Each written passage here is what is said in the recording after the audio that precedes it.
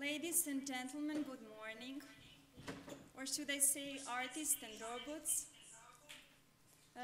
Hope you're doing well. Welcome to Belgrade. I have a great honor to be here and to represent ULUS, which is the largest association of artists good morning. in the Balkan region. Or should I say artists and robots? And Hope you're doing well. Welcome to Belgrade. I have a great honor to be here and to represent ULUS, which is the largest association of artists.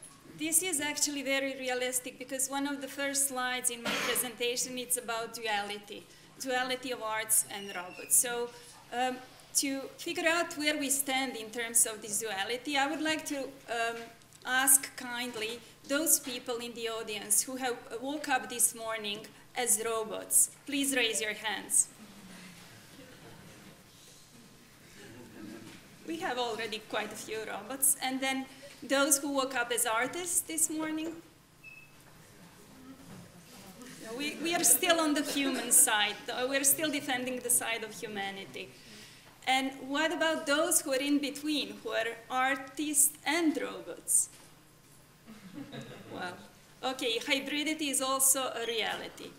As I said at the beginning, my name is Maja Ćirić. I'm an independent curator. I would say that I'm in between an art historian and a robot. And I have a great honor to speak on behalf of ULUS, who stands behind this conference and this symposium, as well as the events that will follow in the coming days. So I would also like to pay my acknowledgement to different associations who made this possible. One of them is the International Association of Art, and the other one is the AN from UK. Without them, this conference wouldn't be possible. Also, I would like to pay my tribute to the historical legacy, because if somebody hundreds of years ago was not capable of understanding what progress means, we wouldn't be sitting in this wonderful building, which is defending both arts and humanity for a very long time, and which is also dedicated to the tradition that we embody in ourselves, but also very promising, has a very promising attitude towards what is coming. And this is the Kolaras building that we are at this moment.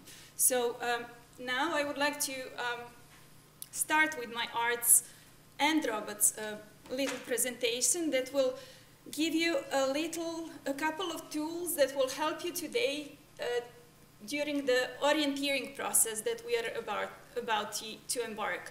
Because as we know, arts and robots and AI, it's a very wide topic. It's a buzzword of today. NFTs were the buzzword in 2020. The metaverse was the buzzword in 2021. But then 2022 and 2023, it's somehow all about artificial intelligence. Thank you for your patience. We are yet to be fully integrated into robotics.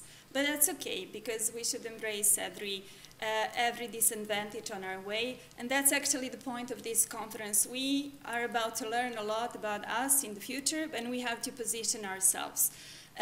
This is exactly why at the beginning of this little and short orienteering presentation, at the word "and" I put a strike through. Because we actually don't know if we will remain at the side of the art or at the side of robotics, or whether we're going to integrate both and robots will become art and art will become robots. So that's why when you think of this conference, it will be maybe wise to understand that although we would like to remain on the side of making a couple, matching with somebody, it's not always easy, and there is a possibility for it to become that an end will have a strike through in between. But there is a term, when I was thinking of this conference, I was thinking of what would be the term that would connect art history and robotics. How many of you know what a filter bubble is? Raise your hands. 2, 3. Okay. A filter bubble is something which is it's actually an ideological frame. We are in a filter bubble when we think of art history and our associations. But actually, filter bubble is a very new term, and it is connected to the robots more than to humans. And actually, filter bubble is based on an ideological frame that's based on every click, on every search history. It is something that helps an algorithm define you. And because of your search history and your clicks and the time you have tuned on your computer, the filter bubble is that ideological frame that will showcase to you every future search, every advertisement, anything that is connected to your browsing history. But I thought filter bubble is also something that's very inherent to the artist and the art world people. Sometimes we tend to remain in a bubble of a sort. So I think we are now living at a time when we are supposed to connect these two filter bubbles to understand how we are in a bubble in the art world and how everything that we do on the internet and related to the technological development is connected to our filter bubbles. And the purposes of the conferences such as this one is to break our filter bubbles, to approach artificial intelligence and robots from a critical perspective and to understand how we can break out from the known, the things that we have learned in the art world and then things that we are unconsciously working on and with and about online. And we are asking again this morning a question, can computers create art? But actually this is a computer, this is a work of art which is computer-based and that dates, as you see, in 1964. And it is an artwork inspired by Mondrian by Japanese artist Hiroshi Kawano. They have all dreamt of machines and the machines have arrived. Actually, this is a quote not from today. This is a quote from 1970s, from a very prominent exhibition that happened in Zagreb that makes, the title of the exhibition is New Tendencies. At the right-hand side, you can see the examples of computer-based art in the public space. And you see what year it is. It's in between 1961 and 1973. But also ULUS, who is your host today, had a very, was part and initiated a very prominent exhibition in 1991. And the title of that exhibition was Computer Art. So whatever we do today, we have to have a historical perspective and understand where we are coming from. It is a very old question of art history and humanity as such. Where are we coming from and where are we going? And it seems that the question remains the same, but it is just the technological development that make us reimagine where we are and where we are going. So just to tell you, this is a revival of the exhibition New Tendencies that happened in Zagreb, and it was it was no less than at Karlsruhe Center for Media, and it happened, as you see, in 2008. So talking about the relevance of the region, of this region, and the contribution to the topic, as we say, here you can see, turns out that 1960s Yugoslavia was a hotbed for computer art. It's an article from last year at Vice. So the context that we are raising, the question has changed and the technological development has improved. The state of the art is very advanced at this moment. And we are here again to ask the question, what are we to do about it? So in practical terms, we have to figure out once again what art and the digital order have to do together. And, but also we have to understand what art and the digital ephemeral powder, so to say, have to do together. If you want to have a philosophical input from this conference, I would advise you to follow the words of South Korean and German philosopher Byung-Chul Han and his book Infocracy, where he says that today we're living the processed information and artificial intelligence, which determine the political, social, and economic relations. But just because of that, there is a crisis of narrative, because narratives, they become information. I think most of the things when we go wrong in the art world is because we are not capable of philosophically understanding what is happening. So in order to understand, like 10 years ago, I would be talking as an art curator and an art critic, I would be talking in the terms such as the other and knowledge. But the times have changed, and you can see in the book Infocracy. Now we are living in the time of the same, and knowledge is not, unfortunately, not that important, because we are living in the time of acceleration, and it is the distraction that creates some kind of knowledge. It is distraction and entertainment. So no more other, and no more authenticity, but the sameness and the distraction. So we have to position ourselves. And when we talk about art, and as artists, art critics, when an artist shows what they did, we have to understand if these artistic practices are, where are they positioned, but not only in terms of the society at large. We are talking about something very specific to the IT sector, and it is this artist using the tools, which are the front-end tools, or the back-end tools? In practical terms, this means, is an artist using Mid-Journey or DALL-E, for example? This would be a front-end. Or is an artist coding himself or herself, or they? So if they are coding, then they are positioned in the back-end, not in the front-end. If they're only using the tools that are available, and as you can see in this fortune wheel, there are so many tools, and text to image is only one tool. Then there is the there is the text to voice, and then, I mean, it goes on and on. So it is code, speech, 3D, research, video, and image. These are all the newest tools that an artist can use. So we have to understand where we position ourselves when it comes to artificial intelligence. Is it a genre? Is it a tool? Is it a team? Is it a collaboration? Or is this post-human design? It's so vast. So at the right-hand side, you can see the Cultus, which is a new piece by Zach Blass, and that was presented in London this week. The Cultus, of course, refers to artificial intelligence.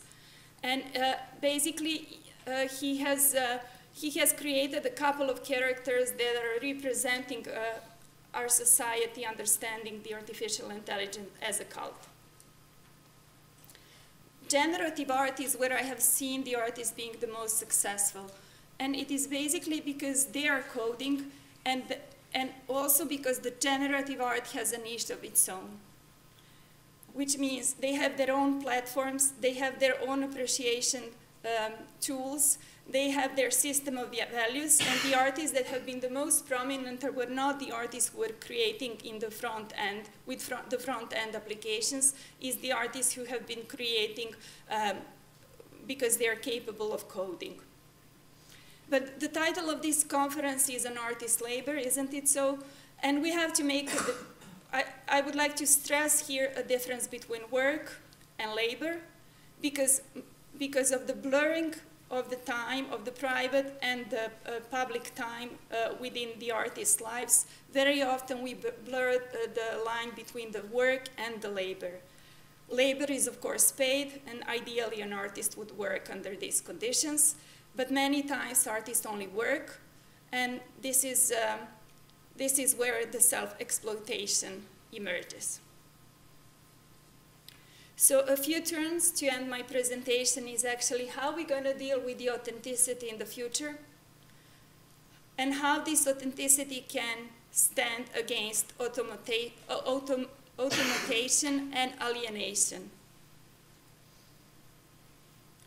Just to understand that the aesthetical achievements of today are not that different from the aesthetic achievements of computer art historically.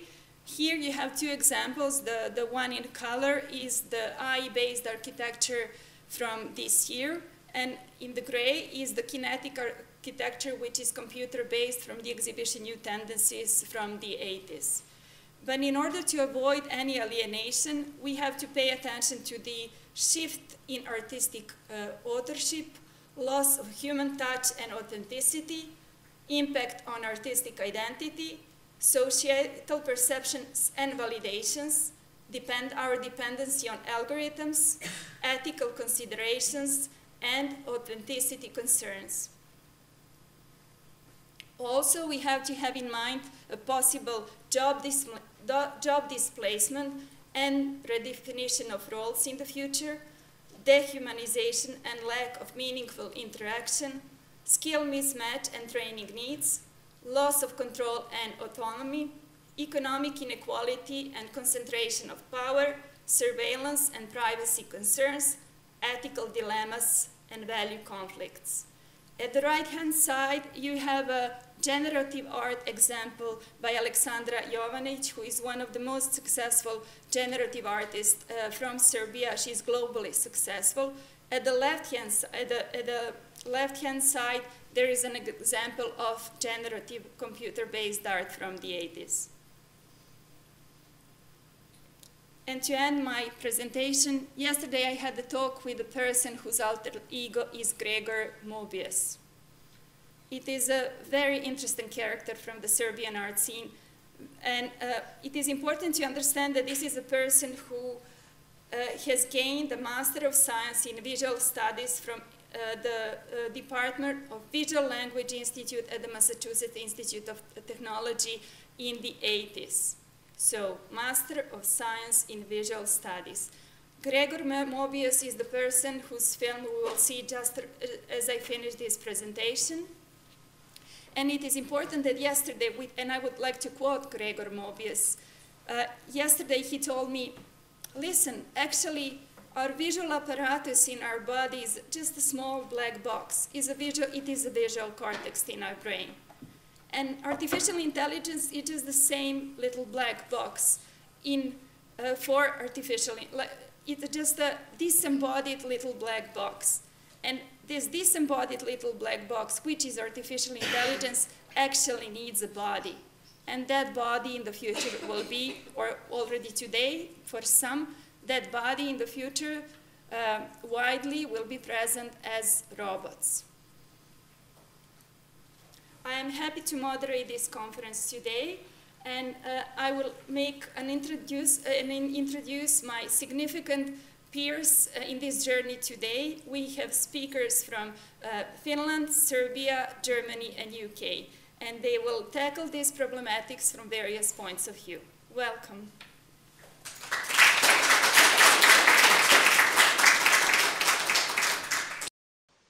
Modern Art Tales by AI Artisan. Modern Art Tale. Once upon a time, in the early 1900s, the world of art was going through a great transformation. For centuries, artists had been following the same old rules, creating paintings that looked like photographs or idealized versions of reality. But then, something magical happened. A group of artists, inspired by the post-impressionist painters, decided to break free from tradition and explore new ways of creating art. They called themselves the Fauve, or wild beasts, and they painted with bold, bright colors and loose, expressive brushstrokes. Their paintings were like nothing the world had ever seen before, and people were both shocked and thrilled by their vibrant, energetic style. But the Fauve were just the beginning. Soon, other artists were inspired to break free from tradition as well. In 1907, Pablo Picasso and Georges Braque created a new style called Cubism. They broke down objects into geometric shapes and forms, creating paintings that were abstract and experimental. As the years went on, more and more artists joined the modern art movement, each bringing their own unique style and vision to the table. Some, like the Expressionists, focused on the emotional and psychological aspects of art, creating paintings that were intense and distorted. Others, like the Dadaists, rejected traditional values and conventions, creating art that was absurd and nonsensical. But perhaps the most magical movement of all was Surrealism. Led by artists like Salvador Dali and René Magritte, Surrealism explored the world of dreams and the subconscious, creating paintings that were mysterious and otherworldly. As time went on, the world of modern art continued to evolve. Artists like Jackson Pollock and Willem de Kooning created a new style called abstract expressionism, which emphasized the act of painting itself. Other artists, like Andy Warhol and Roy Lichtenstein, brought popular culture and everyday objects into art, creating a movement called pop art. Finally, in the 1960s, a new movement emerged called minimalism. Artists like Donald Judd and Dan Flavin created works of art that were simple and pared down, using basic shapes and colors to create stunning visual effects. And so, the story of modern art came to an end. But its legacy lives on, inspiring artists all over the world to break free from tradition and create something new and magical. Futuristic story of modern art. In the future, the world of art underwent a transformation unlike any other. As technology advanced, so did the creative capabilities of artists. They no longer needed canvas and paint to create their works of art, but instead utilized holographic and virtual reality technologies to bring their visions to life. The first movement of the new era was called digital expressionism. Artists utilized computer programs and algorithms to create stunningly intricate and detailed works of art, with colors and shapes that seemed to dance and shimmer before the viewer's eyes. But as technology continued to evolve, so did the world of art. The next movement was called neural art, where artists used artificial intelligence to generate their works. The machines analyzed patterns in nature and human behavior, and used these insights to create art that seemed to be alive, pulsing with energy and vitality. In the decades that followed, new movements emerged at an ever-increasing pace. Virtual surrealism allowed artists to create immersive dreamscapes that engulfed the viewer's senses, while quantum minimalism utilized principles of quantum physics to create works that were both simple and complex, with layers of meaning that seemed to shift and change depending on the viewer's perspective. As the world of art continued to expand, new technologies emerged that allowed artists to merge the physical and digital worlds. Augmented reality art allowed viewers to experience works of art in a new and immersive way, overlaying digital elements onto the real world. Mixed reality art took this even further, creating fully interactive works of art that responded to the viewer's movements and actions. But amidst all this innovation and progress, some artists began to question the role of technology in art. They longed for a return to the tactile and physical nature of traditional art forms, and thus a new movement was born: analog renaissance. Artists utilized materials such as wood, stone, and metal to create works that were both timeless and contemporary, paying homage to the traditions of the past while embracing the possibilities of the future.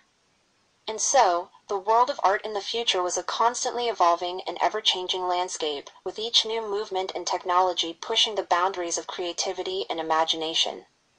From digital expressionism to analog renaissance and beyond, the legacy of modern art lived on, inspiring new generations of artists to explore the unknown and create art that was truly beyond our wildest dreams. Modern art SF story.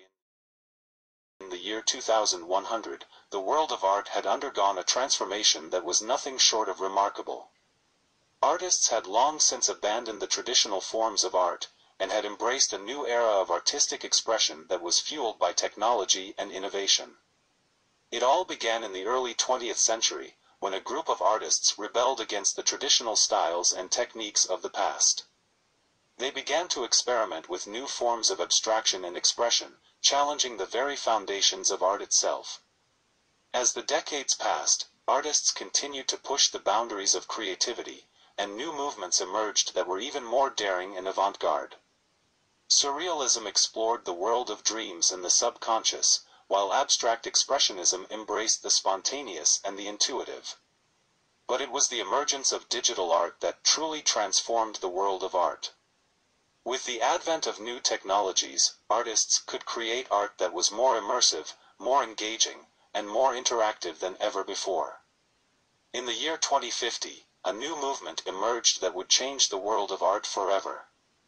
The Virtualists were a group of artists who used virtual reality technology to create art that was truly immersive and transformative. Modern art horror story. The history of modern art is not all sunshine and rainbows. It's a tale of darkness and horror, of artists who dared to delve too deep into the unknown and paid a terrible price for their curiosity. In the early 20th century, a group of artists known as the Dark Masters emerged.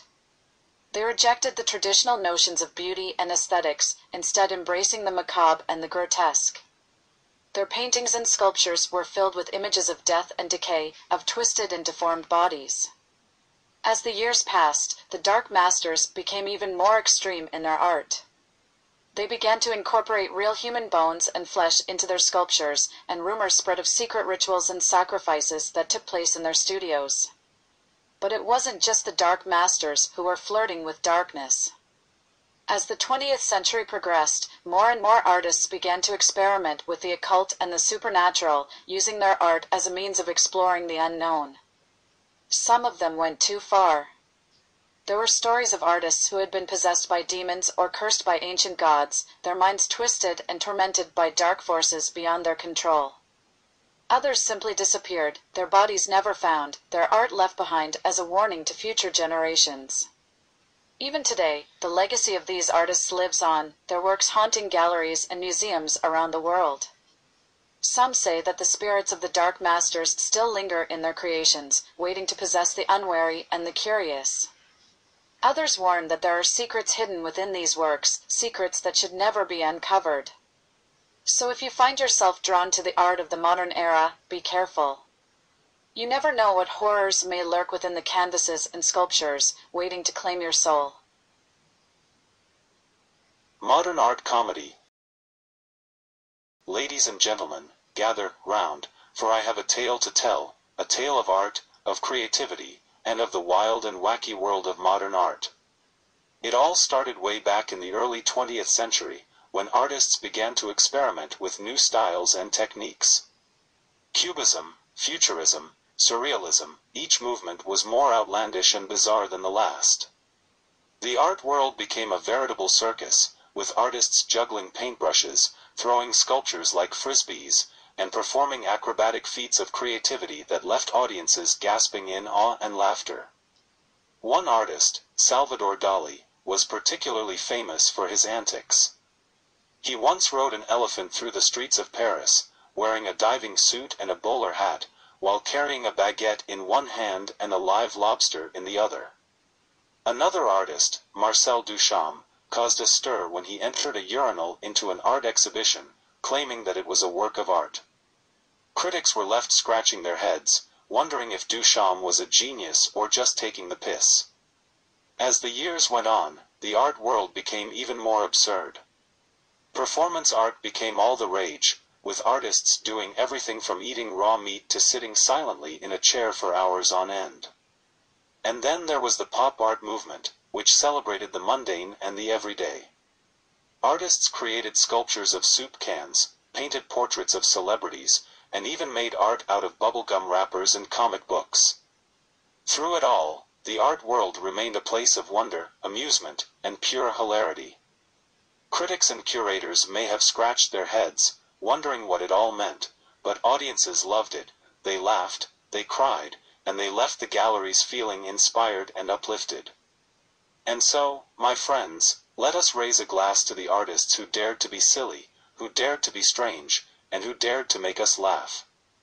For in the wild and wacky world of modern art, there is always room for a good joke and a hearty chuckle. Modern art love story. Once upon a time, in the early 20th century, the art world was a place of passion and romance. It was a world where artists poured their hearts onto canvas, and where love and beauty were celebrated in all their forms. One such artist was Pablo Picasso, whose paintings of his lover, Dora Maar, captured her beauty and grace in ways that left viewers breathless. His portraits of her were filled with vibrant colors and sweeping lines, reflecting the passion and intensity of their love. But Picasso was not the only artist to fall in love with his muse. Marc Chagall, too, found inspiration in his wife, Bella, painting her with a tenderness and affection that radiated from the canvas. And then there was Frida Kahlo, whose self-portraits depicted her pain and suffering, but also her fierce love for her husband, Diego Rivera. In her paintings, she captured the depth of their bond, showing the world what it truly meant to love and be loved. As the years passed, the art world continued to be a place of love and romance. The abstract expressionists expressed their emotions through bold brushstrokes and dramatic splashes of color, while the pop artists celebrated the joys of everyday life and the beauty of ordinary objects. And even as new movements emerged and old ones faded away, the love stories of the artists remained a constant, a thread that ran through the history of modern art like a ribbon of passion. For in the world of modern art, love was not just a feeling, but a force that inspired and guided the artists, a flame that burned bright and true, illuminating the canvas and the hearts of all who beheld it. Modern art sad story. In the turbulent world of modern art, there lived two artists whose lives were intertwined by fate, both blessed and cursed with their own brilliance. Vincent van Gogh, the Dutch post-impressionist, and Amedeo Modigliani, the Italian expressionist, were their names, and their stories were as tragic as they were beautiful. Vincent had always been a misunderstood soul. He painted with a fervor that came from deep within his troubled heart. His vibrant, swirling colors danced across his canvases, capturing the essence of his inner turmoil. Yet, the world could not fathom the depths of his brilliance, and his works often languished in obscurity. One fateful night, Vincent found himself in a dimly lit café in Paris, where he met Amedeo Modigliani, a fellow artist known for his captivating portraits. Modigliani was a man of enigmatic charm and a taste for the bohemian life. They shared their dreams, their fears, and their love for art over glasses of absinthe. As their friendship blossomed, they found solace in each other's company, for they were both outsiders in a world that struggled to understand their vision. They painted side by side, each inspiring the other to reach new heights in their art. Modigliani's graceful portraits complemented Vincent's bold landscapes, and together, they created a symphony of emotions on canvas. But the shadows of darkness never truly left Vincent. His inner demons haunted him relentlessly, pushing him to the brink of madness. He struggled with bouts of despair and hopelessness, and his art became a reflection of his tortured soul. Despite Modigliani's attempts to console his friend, Vincent's anguish was too deep to quell. One fateful night, as Vincent stood alone in his studio, he made a choice that would forever change the course of their intertwined lives. He painted his final masterpiece, Starry Night, pouring all his anguish and longing into the swirling night sky. Then, he turned his pain inward, ending his own life. Modigliani was devastated by Vincent's tragic end. He mourned the loss of his friend, and his own art took on a melancholic tone. He channeled his grief into his work, painting portraits that captured the sorrow and emptiness he felt inside. But Modigliani's life too was marred by tragedy. His reckless lifestyle and self-destructive habits took a toll on his health, and he succumbed to tuberculosis at a young age, leaving behind a legacy of haunting portraits and a love for an artist who had shared his passion and his pain. And so, the world of modern art mourned the loss of two brilliant souls, whose lives were marked by their unwavering dedication to their craft and their shared burden of sorrow. Vincent van Gogh and Amedeo Modigliani, forever remembered as artists who painted not just with colors but with the raw emotions of their tormented hearts. Anti-modern story. In a small village nestled in the countryside, there lived a group of traditional artists who cherished the old ways of painting and sculpture.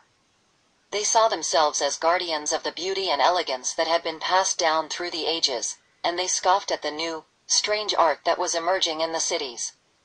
They called themselves the anti-modernists, and they prided themselves on their ability to capture the essence of nature in their works. They painted landscapes with delicate brushstrokes, sculpted figures with painstaking attention to detail, and celebrated the natural world in every way they could. But as the years went by, the anti-modernists found themselves increasingly at odds with the changing world. New forms of art were emerging, strange and unsettling works that defied all conventions and challenged everything the anti-modernists held dear. They watched with horror as the cities became filled with bizarre sculptures and abstract paintings, works that seemed to have no rhyme or reason. They saw their own works dismissed as outdated and irrelevant, and they became increasingly bitter and resentful. One day, a group of young artists from the city came to visit the village. They were strange and wild, with wild hair and bold clothing, and the anti-modernists could barely hide their disdain. But then, something strange happened. As the young artists began to talk about their art, the anti-modernists found themselves drawn in. They heard about the freedom of expression, the limitless possibilities of creation, and the ability to challenge convention and create something truly new. At first, the anti-modernists resisted the new ideas, clinging stubbornly to their traditional ways. But as they listened more and more, they began to see the beauty in the strange, unsettling works that were emerging in the cities. Slowly but surely, they began to experiment with new forms of art, pushing the boundaries of their own creations and exploring new ways to express themselves. And as they did, they discovered a new sense of freedom and joy in their art, a liberation from the strict conventions of the past. And in the end, the anti-modernists realized that there was no need to fear the new, no need to cling to tradition at the expense of progress. They learned that art was a journey, a never-ending exploration of the possibilities of creation, and that there was beauty to be found in every form, no matter how strange or unconventional.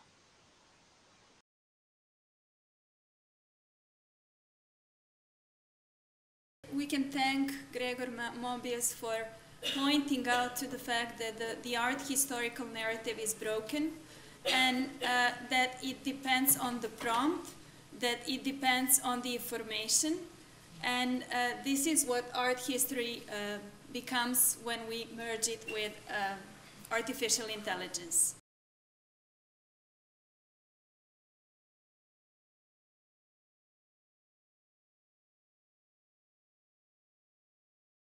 I have an honor to introduce the first speaker to the conference today. He's coming from Finland, and his name is Teemu Mäki. Welcome.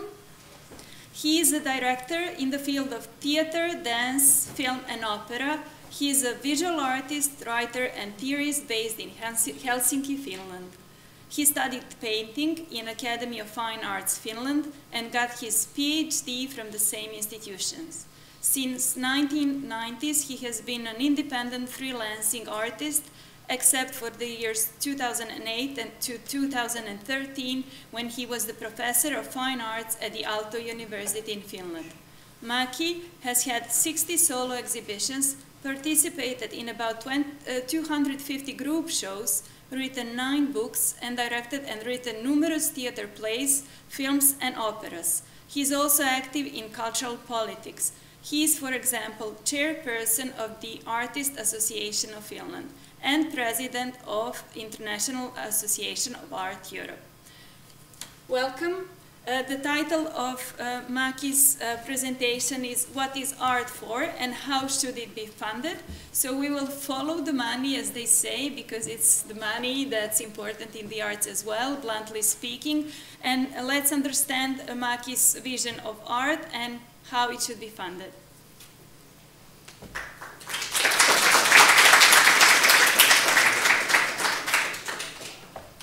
Yeah, thank you. I'll be talking about art and money, very little about robots.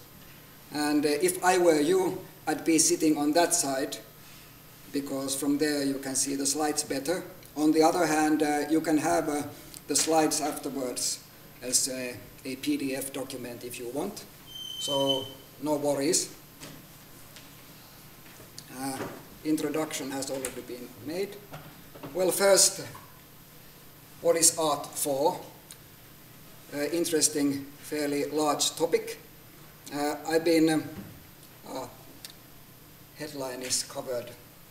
Well, I've been thinking about it and talking about it and teaching it and writing books about it, like what is art for, or what's the purpose of art. And it's, I'm mentioning it here today mainly because I've used an argument where I have not been mentioning the word aesthetics at all, and I have also not used the argument that art has supposedly intrinsic value. So I've already, since late 90s, I started talking about art with from kind of instrumental viewpoint, that art is important because it provides this and that good things for individual and society, and never claiming that, well, art is just basically and fundamentally important, and if you don't get it, fuck off. I never used that argument because I found that it doesn't really work, not in arts, and especially outside the bubble of art. It doesn't work. Okay, thank you. It's a miracle. And in a nutshell, this is the way of categorizing what art is for that I've used. It's very simple, basic 4 purposes. And I've used this with art professionals and also with sort of ordinary people or decision makers. So the challenge for me was that how to define art's purpose in a way that would be that could be taken seriously and would be simultaneously easily understandable to anybody. And this pleasure, conversation or discussion and searching for some kind of wisdom and cultivation of emotional life, this was the package that I started to use maybe 20 years ago. And not getting into this any deeper, point was just that, yes, it's, I believe, possible to talk about art's function in society without intrinsic value argument and without mentioning aesthetics. Then my experience has been that, that these 4 purposes argument works quite well, but then in cultural politics or advocacy work, it certainly isn't enough. Because if you talk with politicians or Minister of Culture, they will soon start nodding off that, yeah, sounds very good, but who cares? And so something else is needed, not instead, but in addition to this previous argument. And it's related to these more direct reasons that, okay, from the perspective of the state or society, why is the special role given to the arts, and why even public funding? Oh, this is hard to use. And my interpretation, sort of art historical interpretation of this tradition, is that this is certainly true about the history of Finland, but I think it applies to many other regions in Europe and in the world. So it can go like this, for example. And in the case of Finland, in 19th century, there was the idea that the arts are really important for the Finnish people or nation, which didn't exist at the time. But you can easily argue that Finland and Finnish people originally was actually a fiction created mainly in the arts. So it really created the national identity and was instrumental in creating the Finnish state. Then when Finland was created, or before our independence already, the other motivations came about. There was the argument from well-educated people that, well, Finnish people really need art to raise them from barbarity, that art refines us, makes us more moral and more sophisticated, and so on and so forth. So this was added to the functions of art in political and societal sense. Then, especially after industrialization, came the third argument that, well, we see that the workers are in the factories, they are working hard, and the work was acknowledged to be stultifying, that it turns them into robots perhaps, or at least it's grinding their spirit down. So they need some kind of refreshment, and the idea came that, okay, the workers, the working people, they need something to charge their batteries with. so that they can be good workers tomorrow or after the weekend too. Then in Finland, as in elsewhere, especially in Europe, after the world wars, especially after the Second World War, there was the idea that, well, we failed in a grand scale and we have to start over.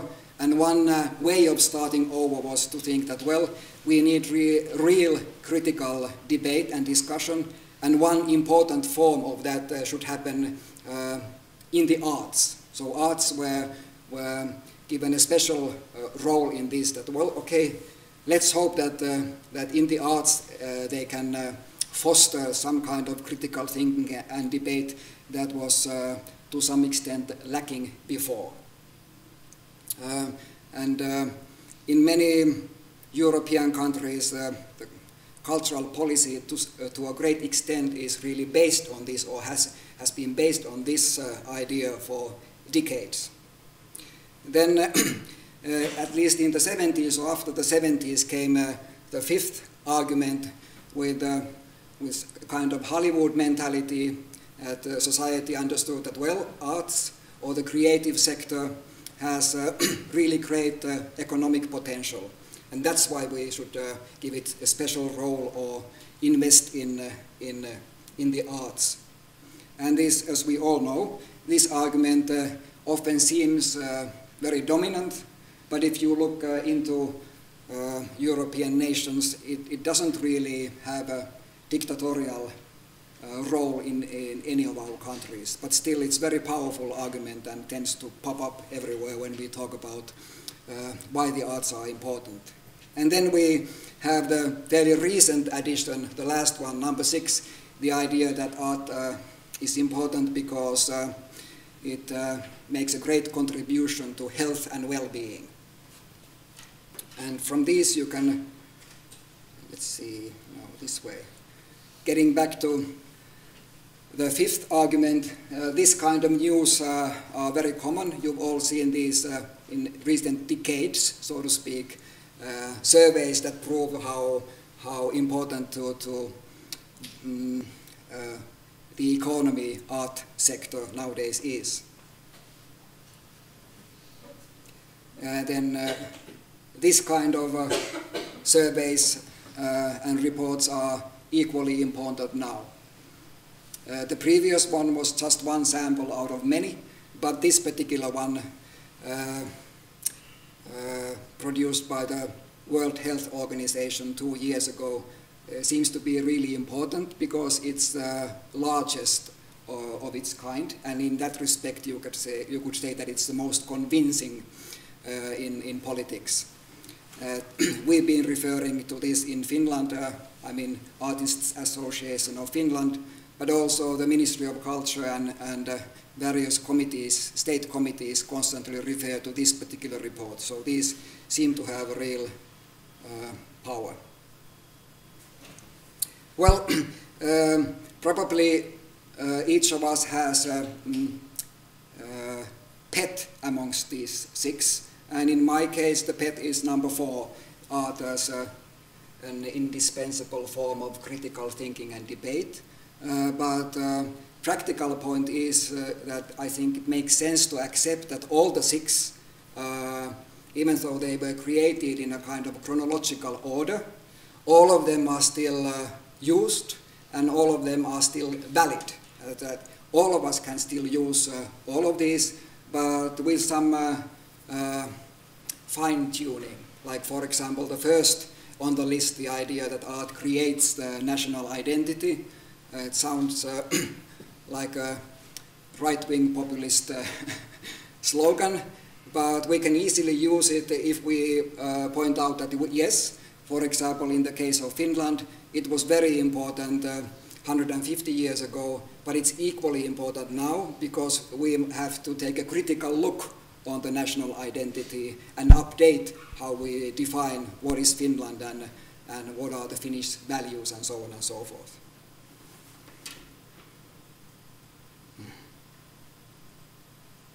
Okay, then there's a practical question at why the arts are not left at the mercy of the markets, because even if your opponent, so to speak, would accept all that I said previously and would say that, okay, I see that arts can be really important, so why don't we just buy it? Why do we have to, I mean the state, why does the state or the cities or foundations, why do we have to keep on funding it? Why can't we just buy it from the shelf, so to speak? And this is an interesting topic and argument, and wildly various views on this exist, but these to me seem the most common. One really important argument is that, well, public funding is simply needed to increase the quality of art. That we see that market-driven art can be great in its own way, but it doesn't create all kinds of good art. So if you want to have a wider variety and, for example, critical art, it would be foolish to rely just on the market mechanism in the production of that. Related to that is the idea that if you rely on market mechanism only, you will have actually fairly narrow selection. So you need to have public funding to have a really rich and versatile selection of art. We all understand that without public funding, for example, contemporary opera wouldn't really exist. And my pet example is also poetry. As a writer, that it's easy to prove that in many countries, like in Finland, without public funding, there wouldn't be a single person who would have the luxury of concentrating just writing on poetry. So either you want to have poetry only as a hobby, or you need to provide public funding. So this is an important argument. Then the argument related to equality, number 3, is also very important. That we can easily prove that without public funding, fairness in the accessibility of the arts wouldn't exist. That you need to have public funding if you want to guarantee that all citizens have access to high quality art and a great variety of it. And then volatile argument is number 4, to point out that, well, if we don't have public funding, then it'll be the rich who will decide what kind of art is created and what kind of art is given the spotlight. And then we return to the idea of arts as an important form of critical thinking. But all these 5 are, in my experience, constantly used in cultural political debate. Yeah, this is just an obvious statement about the need for critical thinking in the form of art making. Then this is a sort of practical summary coming from my experience in cultural politics, which is a sort of important hobby for me, but I have a practical experience not only from artists' organization, but I've been working in many governmental committees or that kind of bodies that have written like vision for culture for City of Helsinki or the state. And in those working groups or committees, I think it boils down to these 4. And when lobbying, these are the 4 things that I tend to always mention. That yes, art is good for the economy, and art is really needed for critical debate. And for the last 2 years, I've really blatantly always mentioned that, well, look at Putin's Russia. It ended up like that partly because there was a severe suppression of not only journalism, but also of the freedom of the arts. So unless we want to end up there, it makes sense to have free and critical arts here. Then the health and well-being argument is great. When I was young and even more stupid than I'm now, I hated this argument that, oh, it's awful, that it means that we will all be forced to paint pretty landscapes for cancer patients or something like that. This was my foolish reaction early on for this, but nowadays I've learned that it's quite easy to use this argument in a sincere manner without self-deception, because what the health and well-being benefits of the arts actually mean can be argued in a fairly sophisticated way.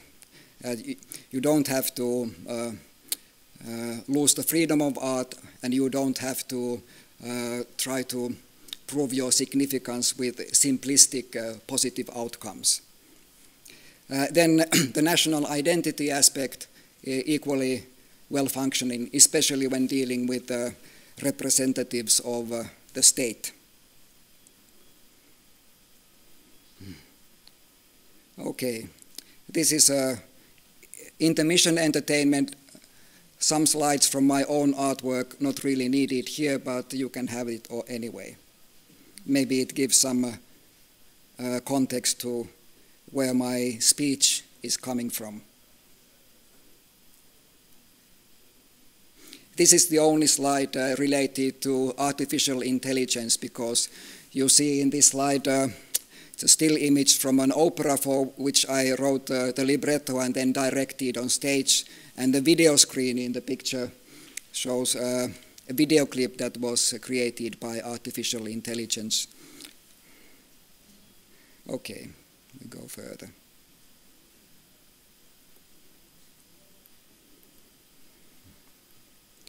Get back to, okay, then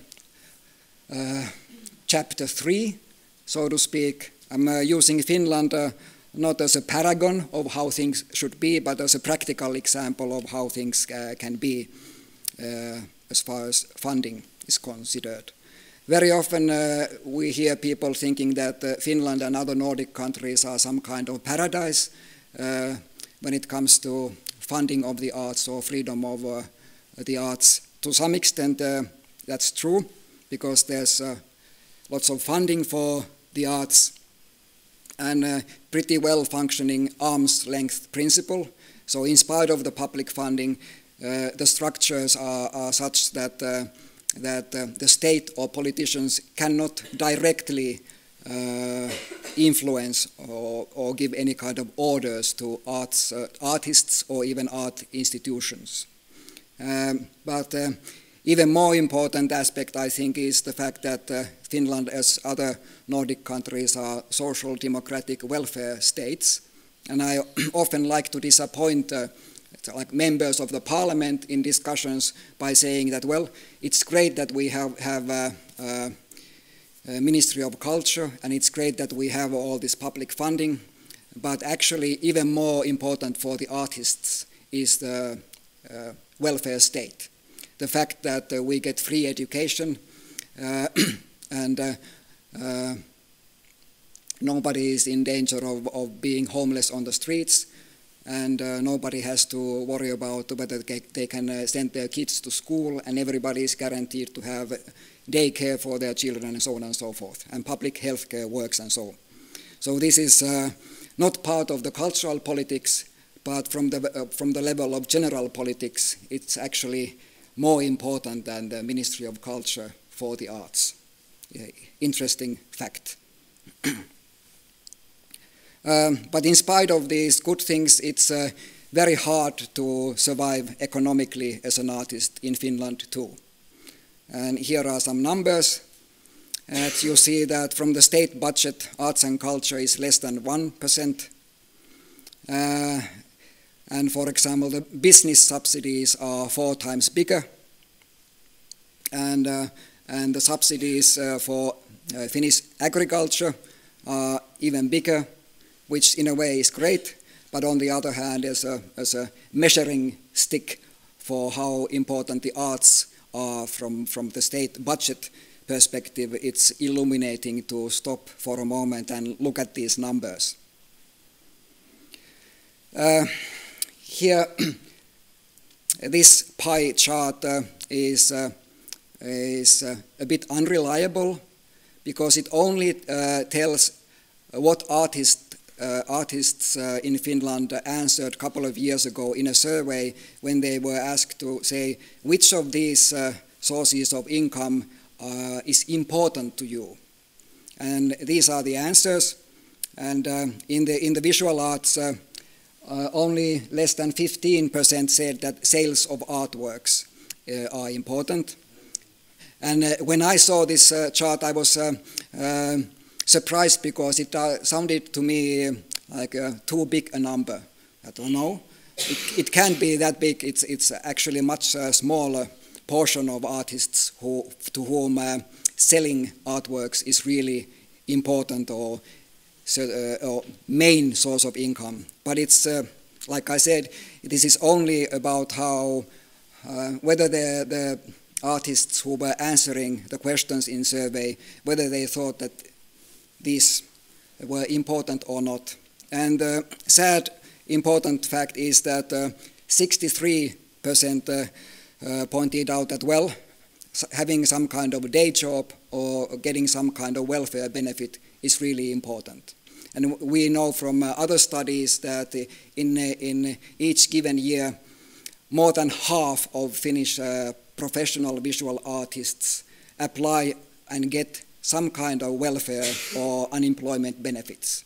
So artists are really struggling. But on the other hand, you see that almost 1 out of 5 pointed out that grants are important. More numbers of the sharing the cake. Here the headline should be that visual arts are the underdog. It means that in the public funding, visual arts get astonishingly small slice of the cake without any obvious rational reason. That we see that when we calculate that, okay, how many artists are there in visual arts in comparison to performing arts, meaning theater, dance, and music, the numbers are similar. And when we look into the numbers of how big are the audiences, we see that, for example, when we compare visual arts to performing arts, the annual number of visitors be in theaters, concert halls, dance performances, circus, and so on and so forth. The number of visitors annually is a bit smaller than the number of visitors in museums and galleries and other kind of visual art events. So it's difficult, or we believe it's impossible to find good justification why the visual arts gets such a small slice of the cake. This is the pie chart of how the state funding is divided between different art forms in Finland, and the visual arts gets 1%.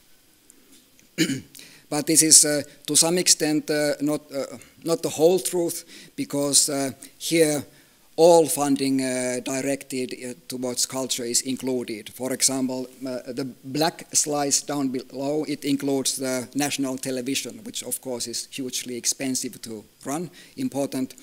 So if you would leave that out and concentrate only on what the Ministry of Culture is channeling towards the arts, then the share of visual arts would be bigger, but it still would be only about 4%.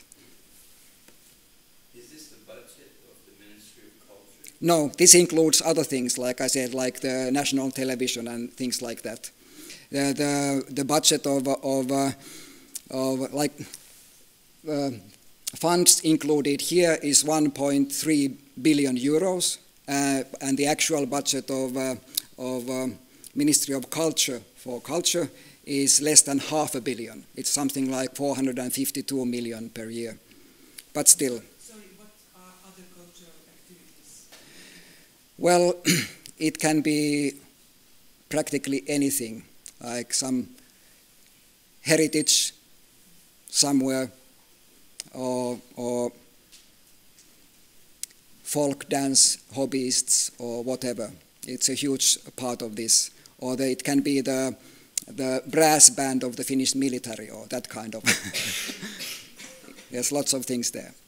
Okay, some facts about visual artists in Finland. There's about 3,200 professional visual artists in Finland, and then about 800 illustrators and comic book artists and so on and so forth. And important sad number is that the average total income per year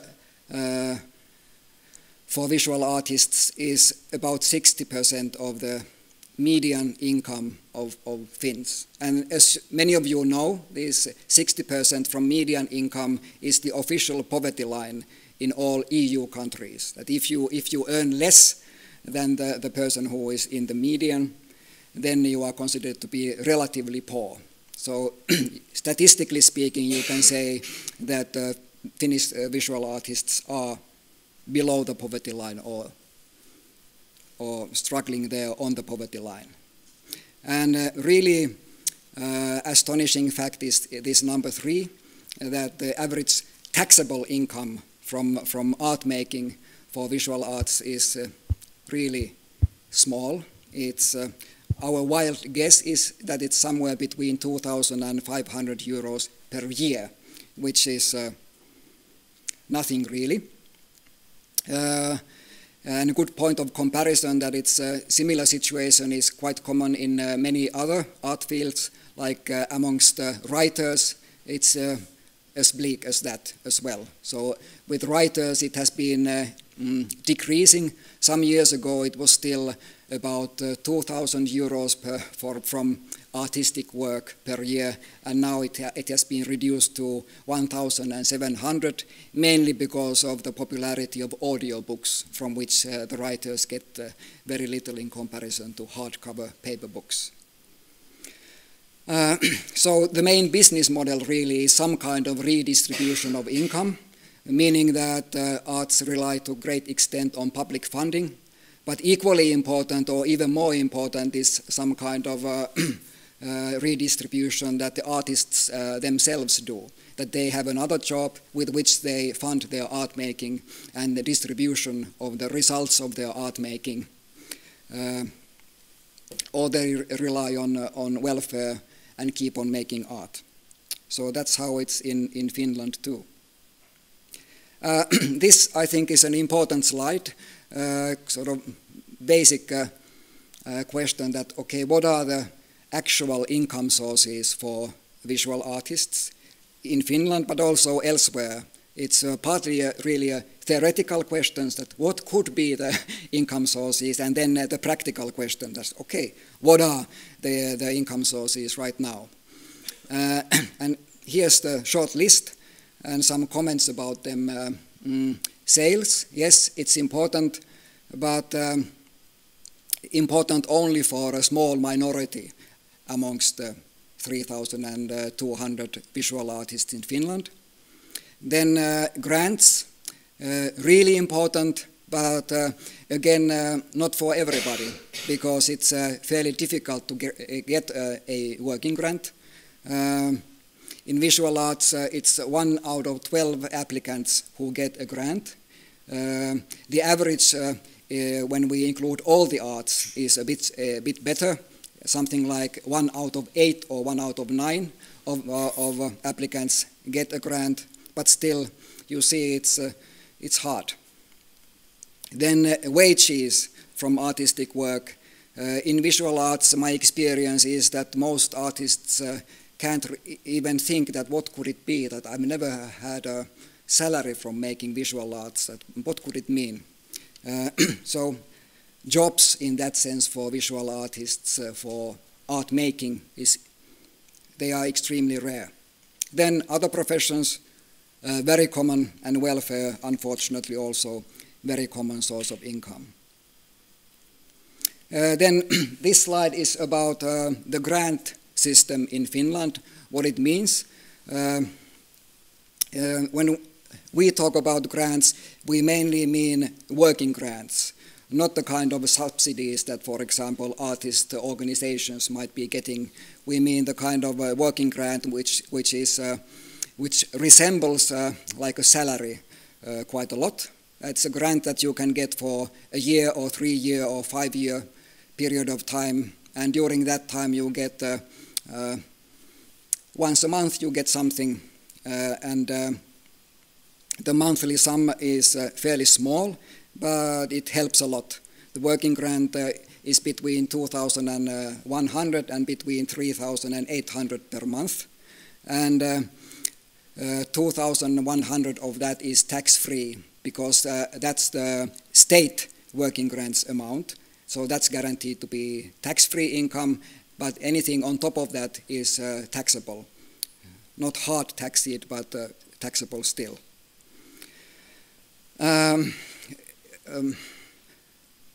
Maybe this is a silly detail, but I still want to share it. This number 6, interesting, including all the art forms, that in Finland there's about 25 artists in all disciplines, like from poetry to dance to filmmaking, visual arts and whatever. So that's the official estimate made by the Forum Artis organization, which is the umbrella organization of all artists' organizations in Finland. And we know from the state statistics that at any given moment 1,500 are getting some kind of working grant. So statistically it's a significant amount, but still only a minority has this luxury of being on a working grant. And the working grant system has been in a way a great success, but on the other hand it has been left behind, partly because the monthly sum is now, its purchasing power is very small in comparison to how big it was in 1968 when the whole system was created. And even more important change is that the number of artists or number of applicants has been rising much faster than the number of grants available. But important to know that private foundations are equally important as the state and municipalities as givers of grant.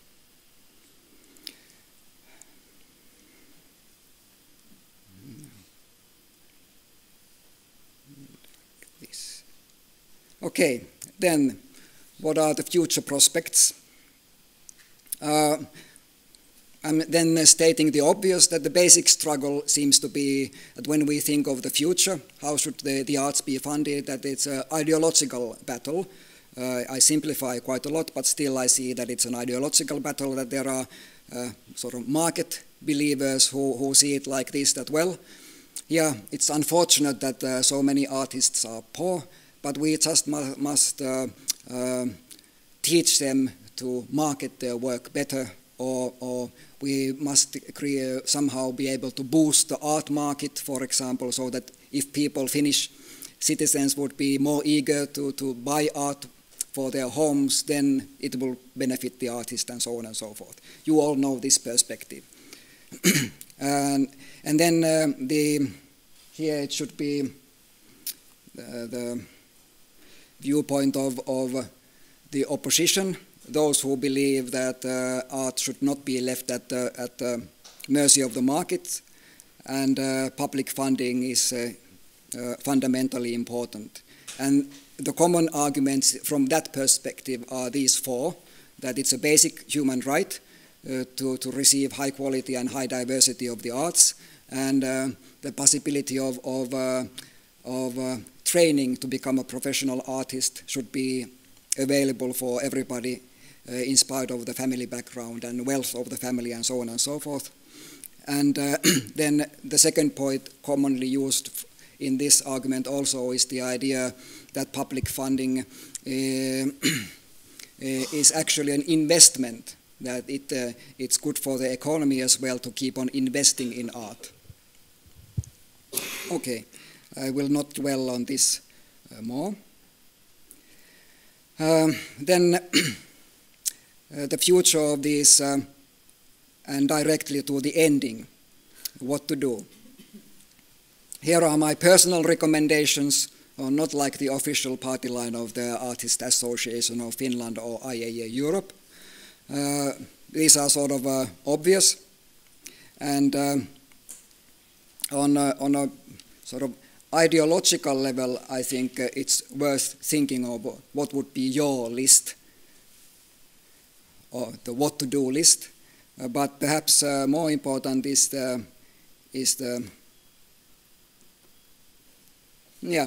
my real recommendation is that since most of you are participating in cultural politics or kind of advocacy work, how to help the arts or especially the artists, my simple recommendation is really to stop for a moment and think of the future of these income sources: sales, grants, remuneration, wages, other professions, and welfare. I go through these one by one. Start from the bleak, the ending, the other professions and welfare, but I won't stay in this for long.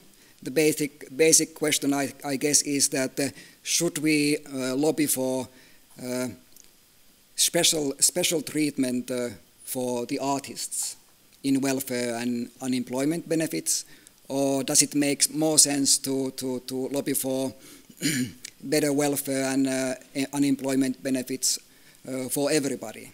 And should we lobby for universal basic income more than these small matters, where to focus on? And there's no clear answer because there are risks and benefits in all of these. For example, in universal basic income, there are two risks. One is that the actual outcome is uncertain. If we would have universal basic income, the actual end result might be less money per month than we are getting now, or poor artists are getting now in the form of unemployment benefits or welfare benefits. You know, you never know. It relies really on how the model, universal basic income, is implemented. The devil is really in the details there. And then the other risk that we are very conscious of in Finland is that there's the risk that the general population or the state would think that, okay, now when everybody has universal basic income, grants for artists are not really important anymore, because now if you want, you can just start writing poetry and get your universal basic income if you really want to be relatively poor and are okay with that. So that's a real risk there as well. But one positive thing that I want to point out is this thing at the end with bold letters that I've seen in recent years, that there's a increasing interest and actual trust from the side of the society to think of artists as also experts that can be useful in non-artistic situations as well. And, well, bluntly speaking, it means that artists can work as consultants, if you don't find that word repulsive too much. But that kind of function, and it's been happening in Finland. There are good pilot programs for that, and I think there's a bright future for some in that. Then sales. All of us love selling our artworks, but it's good on political level to be realistic about it. For example, in Finland, if we imagine that the art market would be 10 times bigger than it is now, still the average income from sales would be maybe 20,000 euros per year, which is a ridiculously small amount per year in Finland. So even that utopian that, okay, let's boost the art market, and if we have 10 times more money, then surely you would be satisfied. But mathematically speaking, it wouldn't solve the problem of income. Then other aspects are that it's irrational to think that sales of physical objects that are meant to be permanent can keep on growing eternally. That's a physical impasse. Something has to change. But again, here one really positive sign is renting or leasing art, which has been growing in Finland in the last 10 years really fast. And this is interesting phenomenon. It means that local artists association who have their small gallery are now actively renting out artworks of their members. And again, when I was young, I used to laugh at this, that what bullshit that you are renting some flower paintings, that nobody could take that seriously. But I was wrong again, and now I can see from the statistics that actually it's already more than 2 million euros per year that artists get from renting out their artworks for general public. And it's a kind of new money, because most of the people who are renting art for their homes or offices or whatever are people who would almost never consider of buying an expensive contemporary art piece. Okay. Then grants, surely they are worth fighting for, and I think especially in countries where working grants don't exist or they are very rare, my recommendation is that you would really focus on trying to launch the system and try to use some other countries as a positive, encouraging example that, look, they do it there and it seems to function, and it's really a cost-effective way of funding all those art forms where most artists are freelancers or self-employed. Then remunerations and copyright payments. This is the one that I'm perhaps the most optimistic about, and again this is the one that's slightly related to artificial intelligence as well. And this is the fastest growing income source for visual artists. Even though in the pie chart that I showed earlier, it said when artists were answering the questions, I think only 1% or something like that mentioned that copyright payment as an important source of income for visual artists. But it's changing rapidly, so it means that exhibition remunerations or copyright payments from online distribution of artworks is increasingly important source of income for the artists. And I think it's rational to expect that in future, in spite of us having museums and galleries and other physical spaces where we enter to enjoy art, the online distribution of visual arts will grow hugely. And that should be considered as an important potential source of income for us. And I think a great, somewhat ideological shift that's possible here is that we would first us, I mean artists, would start thinking of the income like this, that, well, ideally my main source of income should be from situations where audience is enjoying my art, visiting exhibitions or seeing my art online or whatever, and then the audience would pay for the use of my artworks. And that should be the main source of income. It's nice to have a second source, like actual selling of artworks, but it would be foolish to think that the sales are somehow the natural or should be the main source of income. Because when we look at how people, what is the sort of interface that the general audience have with visual arts, we see that there's millions of people, for example, in Finland, who consume a lot of visual arts by going to exhibitions or looking at art books or looking at art online or whatever. And then separately, there's a very small slice in the population who has the hobby of collecting visual arts, buying visual arts. And also in the museum system, you see that museums mostly exhibit the kind of contemporary art that they loan from the artist and then return after the exhibition. And museums can only afford to buy a relatively small amount of works annually. So our focus should really shift to this pay per use or pay for use, and not so much stick on the fantasy of art market growing. Okay, then wages. This is another thing that I'm really optimistic about, even though at the moment there's these work or job opportunities are almost non-existent for visual artists. I have 3 practical examples of what it can be and what it could be.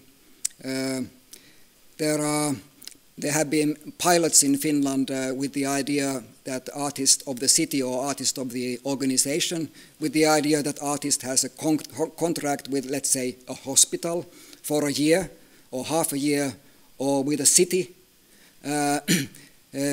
retaining complete artistic freedom. That there could be a painter or a poet or community artist who signs the contract that, okay, for a year I will work for you, but I will decide what kind of art I will do and how I will share it with your organization or with your patients or with the citizens of your municipality or whatever. And contrary to many artists' fears, the results have been really good.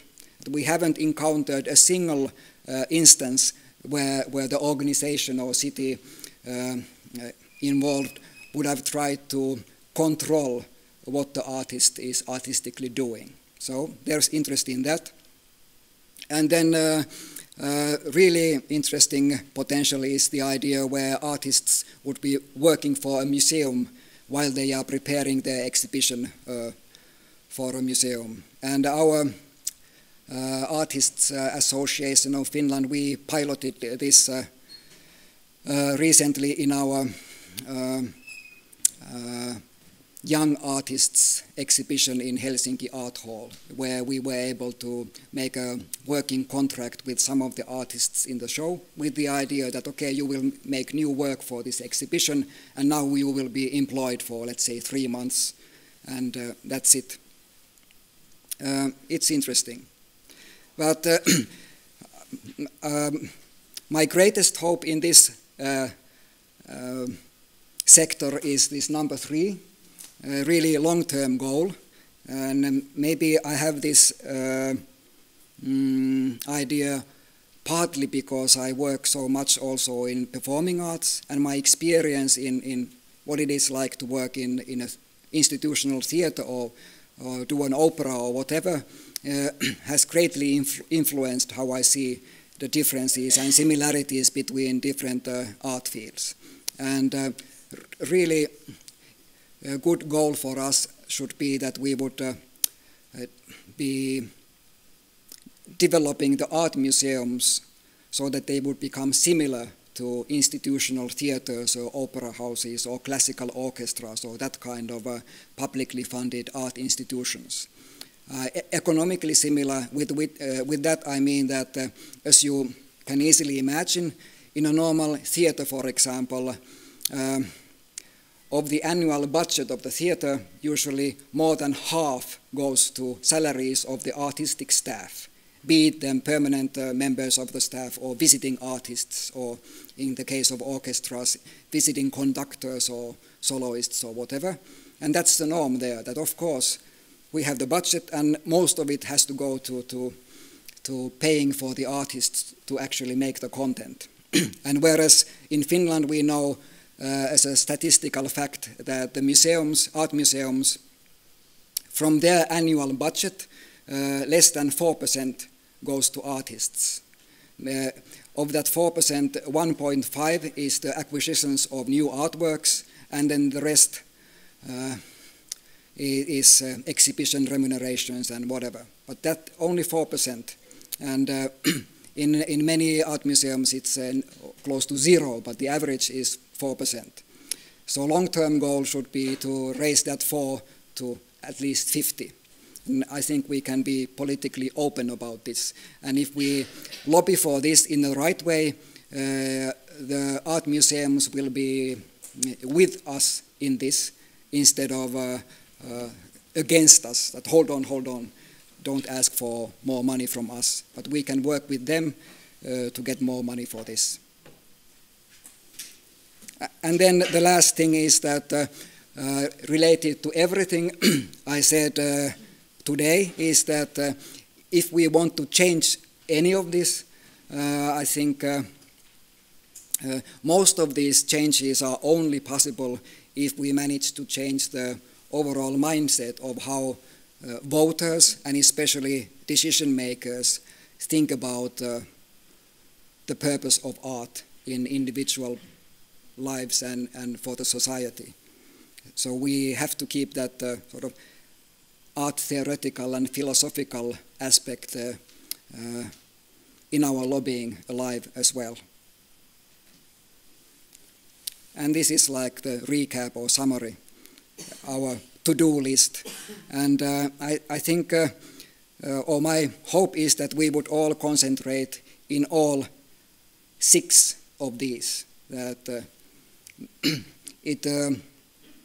there's great variety on what is the most important in any given society or in some art form or whatever, but still all 6 of these are important in advocacy work or political struggle for more meaningful role for the art in society and better funding for art and especially artists. There'll be a list of links related to what I've been talking about. You can check these if you want later from the PDF. And that's it. Thank you.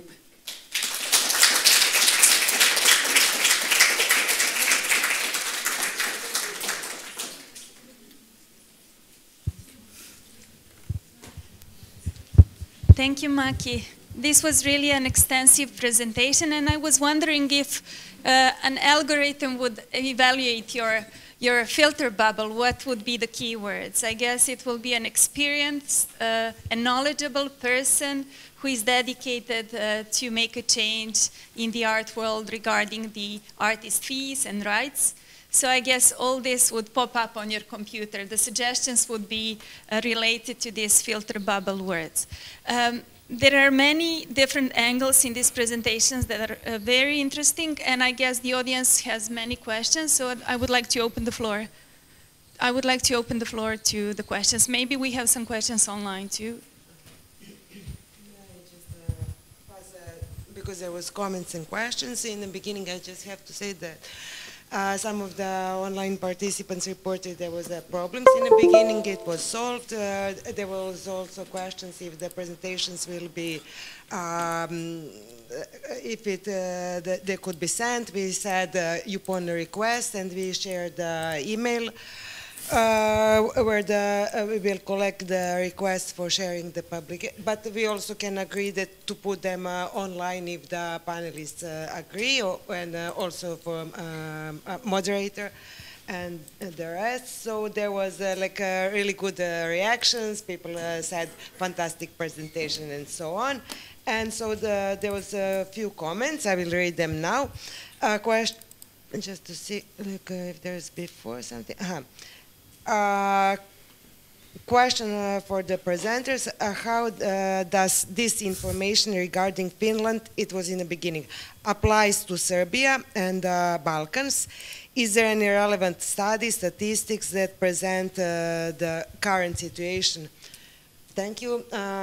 I can say just shortly that we did a presentation, we did, as an Association of Fine Artists, the debate research program, we did a couple of researches, and that like we also found, I was really shocked that to know that in northern countries, which we consider much more wealthier than Serbia, like statistics are so low that the artists, from Temu's presentation, that artists live on this poverty line because we have the same results that artists are like their wages are under this red poverty line in Serbia, of course.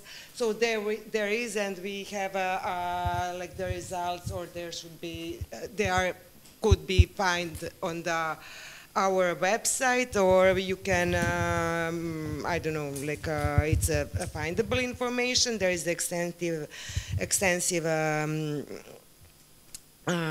information about this accessible. So Lacuna festivals, wow, that is a super high amount for a working grant. It was commented at some point of the presentation. I guess it is relative to how expensive living in is in Finland. I visited recently, but didn't find it as expensive as Denmark, for example. But I'd be interested to know what the average income is in Finland. In Lanzarote, so it's in Spain, I guess, she's from Spain, the average income is around 1,000 euros, so quite a different context.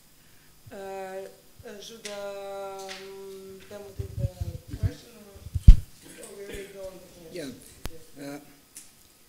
The median income in Finland is 3,400 euros per month, and median income is much better measuring stick than the average income. But median income has been steadily rising, and it's quite high. I think many artists feel that it's bleak to see how high it is in comparison to what are the working grants like. The working grants, when the state working grant system was created in Finland in 1968, the monthly payment, the working grant at that time, was significantly higher than the median income of average Finn at the time. So you see how it has slowly been declining because it hasn't been tied to any index. That's the simple reason for that. And one problematic aspect of grant systems in Finland, and I assume elsewhere too, is that at least in Finland, none of the grants are tied to any kind of index. So they'll be lagging behind after some years, and if you let them lag behind for a couple of decades, then the inflation and other things have eaten the benefit, really.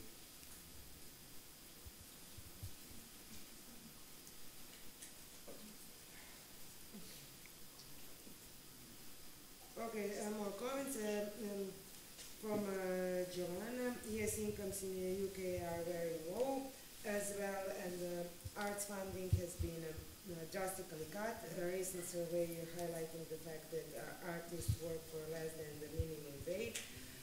When funded, they can make about 2.50 pounds per hour, and as the funding does not cover all the extra hours worked.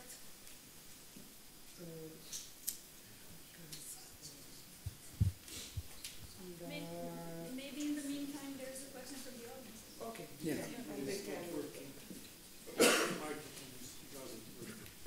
Okay. But this works. Yeah. Maya.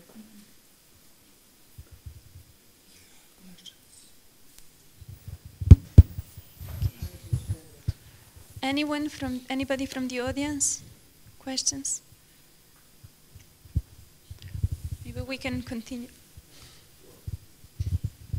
Please introduce yourself at the beginning. Bedri Baykam, Turkey. Well, it was overall a good presentation. Thanks. But what made me think is, you know, a country like Finland with so much social democracy and wealth shared in a way to the less advantageous remuneration groups. So even in Finland, when I see that the artists in a country that is so much a kind of a center of social democracy, and with a perception and a great idea of wealth distribution and importance given to health, education, and basic social rights. So even if the artist's situation is as you described in Finland, and of course that you're all trying to do it better, can we imagine what's the situation in probably 80% of the world? 80% of the world which don't have a mentality like the Finnish government, or that don't have the means, you know. So it made me aware that people are trying to do and create art. It made me rethink again about Africa, South America, parts of Asia. So, in other words, seeing the situation in depth of Finland made me realize the terrible or worse situations that world artists are going through under governments which not only give them those financial means, but that oppress them with anti-democratic means, try to make censorship on them, or try not to make them create anything dangerous for the government or this or that. That comes on top of the financial disadvantages. But anyway, to see how Finland is trying to evolve within its own personal situation was well presented. Thank you. Thank you. Couple of maybe two comments on that. Often in lobbying, I'm faced with what does it work? I'm faced with heads of foundations or some politicians saying that, well, it's unfortunate that it looks that bleak, even in Finland, and can this ever be solved? Because like many even heads of foundations or some heads of foundations say that, well, you can't really solve this, because if you pour more money to the arts, then it will draw more and more people to the arts. So the amount of artists will automatically increase, and you will never be able to get sort of proper working conditions and fair pay for artists. And my reply to that is that I don't think it's true, that if you put more money in, it doesn't automatically draw more people into artistic professions. And even more important is that for us on organizational level, the realistic target is that, well, we want to improve the situation of those artists who are economically the poorest. So let's help those. So raise the minimum income that artists get, and simultaneously we try to increase the amount of artists who get relatively good income and working conditions. That from the viewpoint of the artists and also from the viewpoint of, let's say,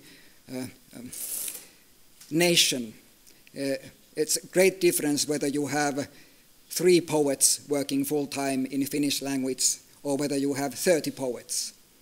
It's a different matter that, okay, there are 800 writers and many of them are struggling, but these difference in numbers are truly significant, and it's better to focus on this and instead of being fatalistic and giving up at, oh, you can't solve this.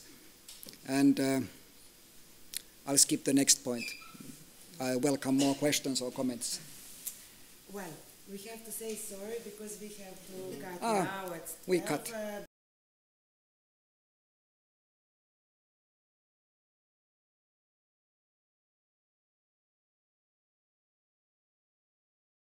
Disciplinary field in the public space of Serbia that I found great comfort in the position of Jelena Guga, because she was the one who organized most of the conferences and most of the debates, which were accurate in terms of following up what's the contemporary agenda.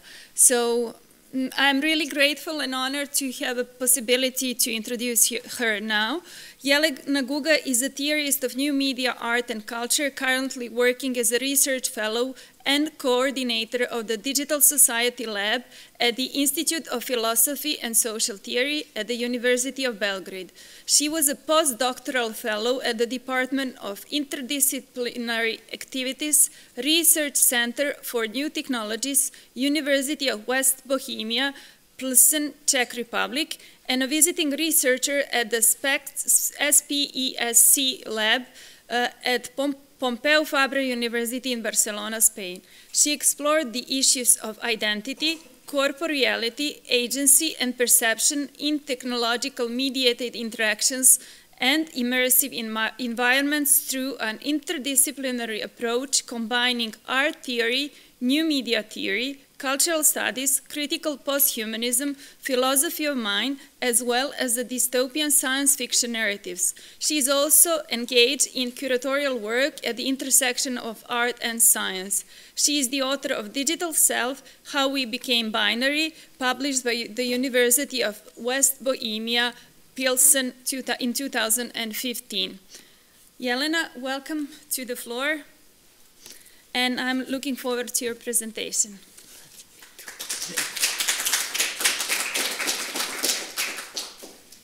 Thank you, Maya, for this wonderful introduction, and big thanks to the organizers for inviting me and having me here today. My talk today is called The Metamorphic Role of the Artist Across the Digital Technology Timeline. Even though in my research I didn't much dwell into artistic labor as a theorist, but more into the history and current states of new media arts in general. And my focus was on the role of embodiment, actually, in the digital environments. But for the purposes of this gathering, this event, I will try to show how the role of artists has changed with the emerging technologies in the last couple of decades.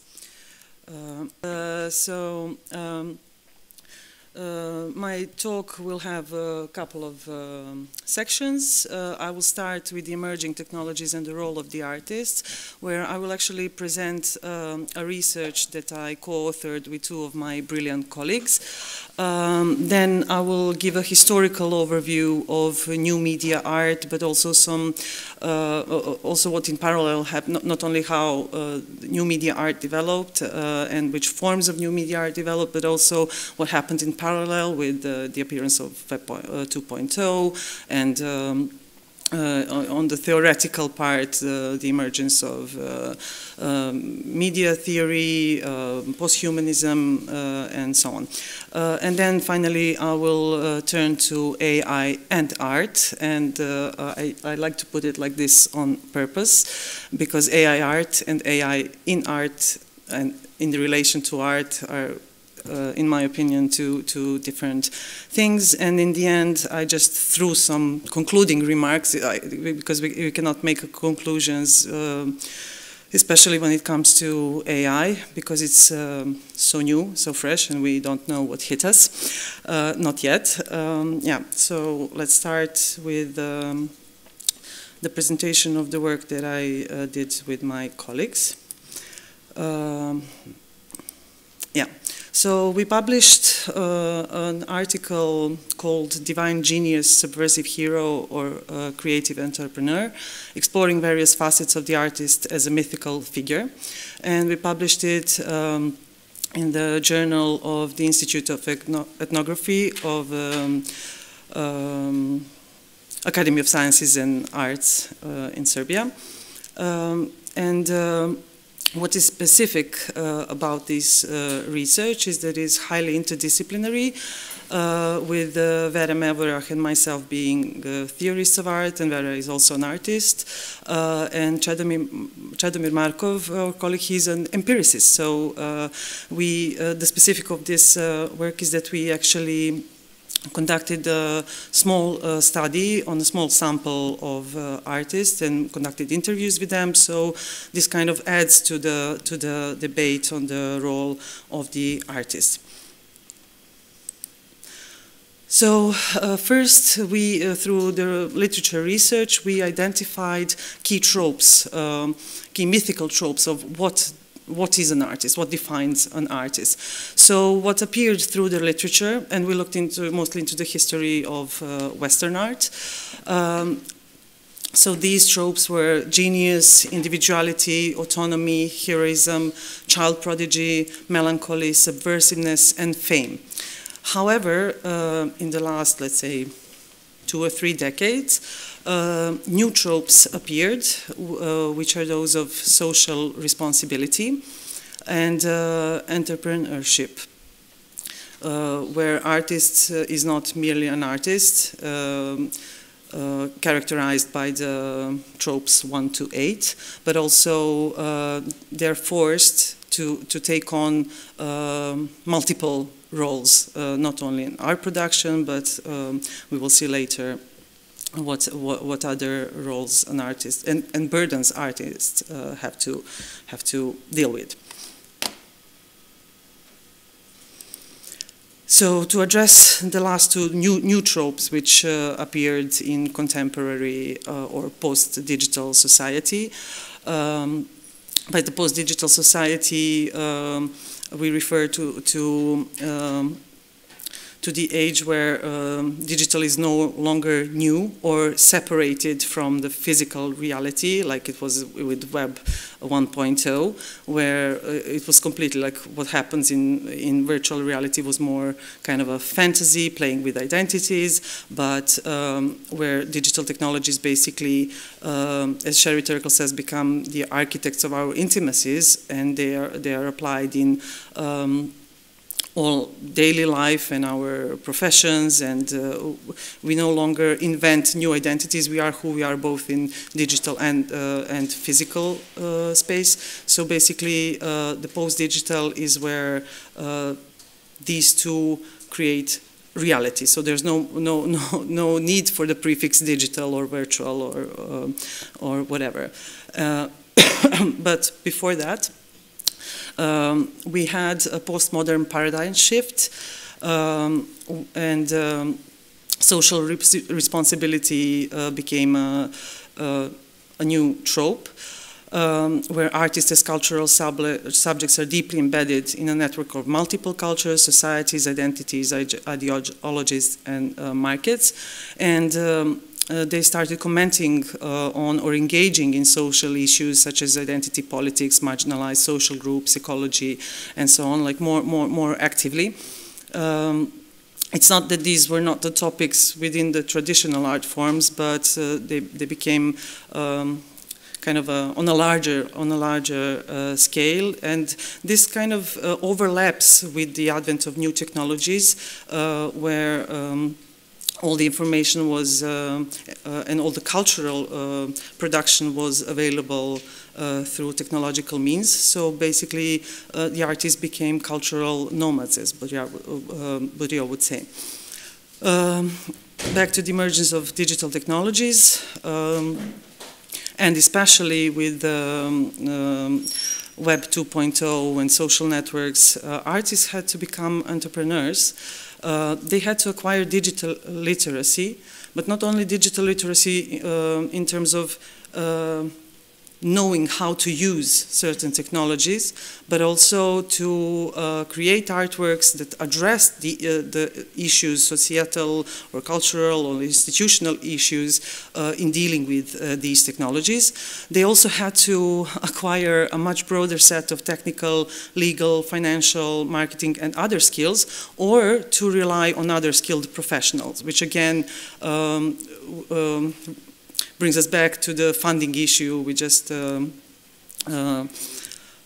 in the previous talk, which is not only in Finland but worldwide.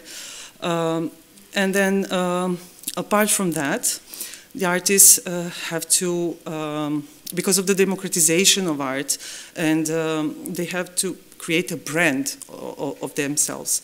It's not enough to create art, but you have to become a brand in order to become visible or popular.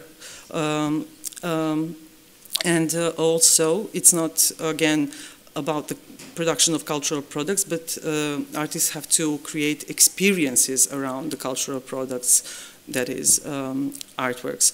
So they become also the creators of experiences, from their own biographies to the process of production of the work, of the presentation of the work, and so on.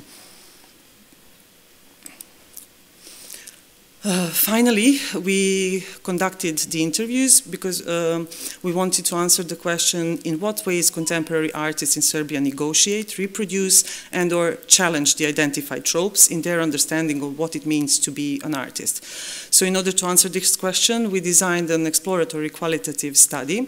It relied on semi-structured interviews with a sample of 5 contemporary artists, because there were so few of them. This was a kind of a pilot study because we were planning on doing a larger project, which would include many more artists and also people from civil sector and so on, and from academia.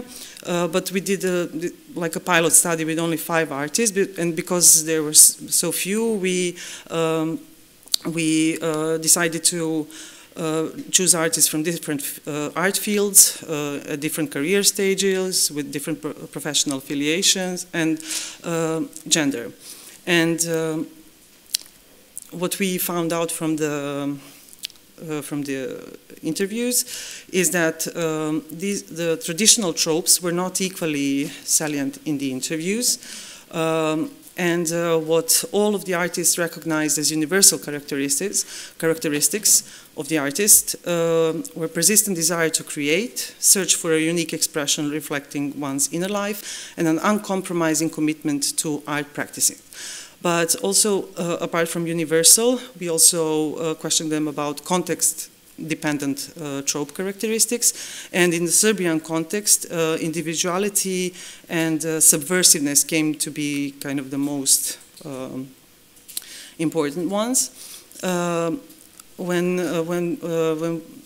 they talked about digital technologies, whether they embrace them or strongly oppose them, they recognize that there's a lack of courses teaching entrepreneurial skills, and that's a significant shortcoming of Serbian educational art institutions, because they don't keep up with the time and they don't prepare the artists for real life after graduation. Also, they faced big challenges in resolving contradictions with the image of the artist they hold and the demands of contemporary society, which is becoming an entrepreneur. And they recognize that they need to have these new skills, and almost all of them work on those skills, but they always put art before entrepreneurial and technological skills, which kind of shows the need to preserve, if not all, then some of the historical tropes. So basically these historical tropes, they are reinvented, and they depend on the context, social, cultural, geographical, also historical context. Yeah, and the article is available online, so if you're interested, you can find it. And in the end, I give you, in the end of this part, I give you the quote by Derisevich William. Now we are all supposed to be our own boss, our own business, our own agent, our own label, our own marketing, production, and accounting departments, which is impossible for one person. Like just creation of artwork is a task, time-consuming, energy-consuming, financially consuming task, like full-time job, and on top of that, you are burdened with all these other skills that you need to master. Now I will turn to The Artist and the Machine, a small historical overview. New media art has a long history, starting from the 50s, 60s, with the first computer, then personal computers, then the internet, and now, first it was not considered art at all. It was just experiments by artists, engineers. It only would appear in certain festivals or very experimental exhibitions. It was not institutionalized, in other words. So some literature on the history of new media art or digital art. From Technological to Virtual Art by Frank Popper, Oliver Grau's famous Virtual Art from Illusion to Immersion, also Christiane Paul's Digital Art, and myself, I turned my PhD thesis called Body and Identity in Digital Space into a monograph called Digital Self, How We Became Binary, where I also, although I focus on the embodiment, and I also look into the history of media technology and of media art. And it was first actually published in Serbian, which at the time, at beginning of 2015, was almost the only book on the topic in Serbia by a Serbian author. Now, luckily, we have study programs and also academic outputs which are which deal with the topic of new technologies, society, and arts. So I'll go through a brief history, not to give you a lesson in the history of new media arts, but just to see that when I come to the end, and the point I want to make is that when I come to the discussion on AI, that this is not new. And with each technology that appears, artists would use it for the sake of experimenting with it, or for the sake of pointing to some issues and challenges and potential futures of the use of technology, sometimes in a very witty way, sometimes in sarcastic ways, and sometimes in a very critical approach. So we see the beginnings in the 60s and the 70s, then later with portable video cameras, of course, we had video art and experiments with videos. And from the 90s and early 2000, I think this period was actually the explosion of new media art, and it's a crucial period because traditional art institutions started acknowledging new media art as an art form that should be institutionalized. I think that they were like, oh my God, something is happening there. We should figure out the ways to include these artworks because it's becoming big, and also this coincides with the emergence of the internet technologies. So we had already at the very beginning a couple of forms of new media art, such as computer art, net art. We saw the beginnings of virtual art, but also bio and genetic arts, for example, the works of Stellark or Eduardo Katz, and so on. I just gave, with each period, I gave one example, but the list is huge. And it's interesting that when institutions such as museums or art galleries, when they started incorporating new media artworks into their collections or at least exhibitions, first it was really difficult. For example, there was one exhibition of net art, but the museum didn't have an internet access, so it was impossible. But of course today this kind of art is institutionalized, and yeah. All right, let's go to the next slide. In 2000 and 2010, also as the technology developed, we had a bigger variety of art forms, so interactive installations in virtual reality became more prominent, let's say. So on the left we see Vectorial Elevation by Rafael Lozano-Hemmer, where actually people could access the internet, then kind of set the lights for maybe 30 seconds or a couple of minutes, and then, or leave a message online for someone, and then the whole city would be kind of, yeah, decorated, let's say, so the users could control the lights of the city. So it's actually his work that lasted for a couple of years, and it was presented in different cities. And even though we are talking about 2000 to 2010 and virtual reality art, I always like to take an example of my favorite artwork created for virtual reality, which dates back a bit earlier, a couple of years earlier.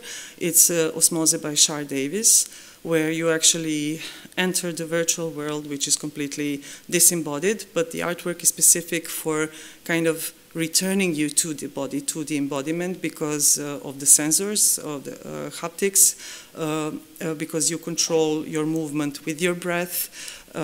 So in that sense, it's kind of the opposite of what virtual, the technology is used in opposition to what it commercially represents.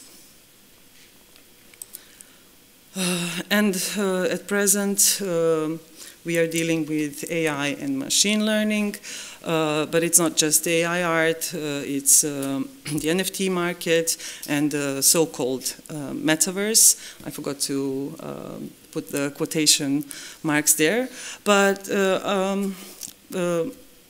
with this new technology, the thing is why AI art gained so much hype and also so much fear and also so much media attention is because the whole history of new media art already paved the way for AI to enter all the art institutions, art galleries, art sales, and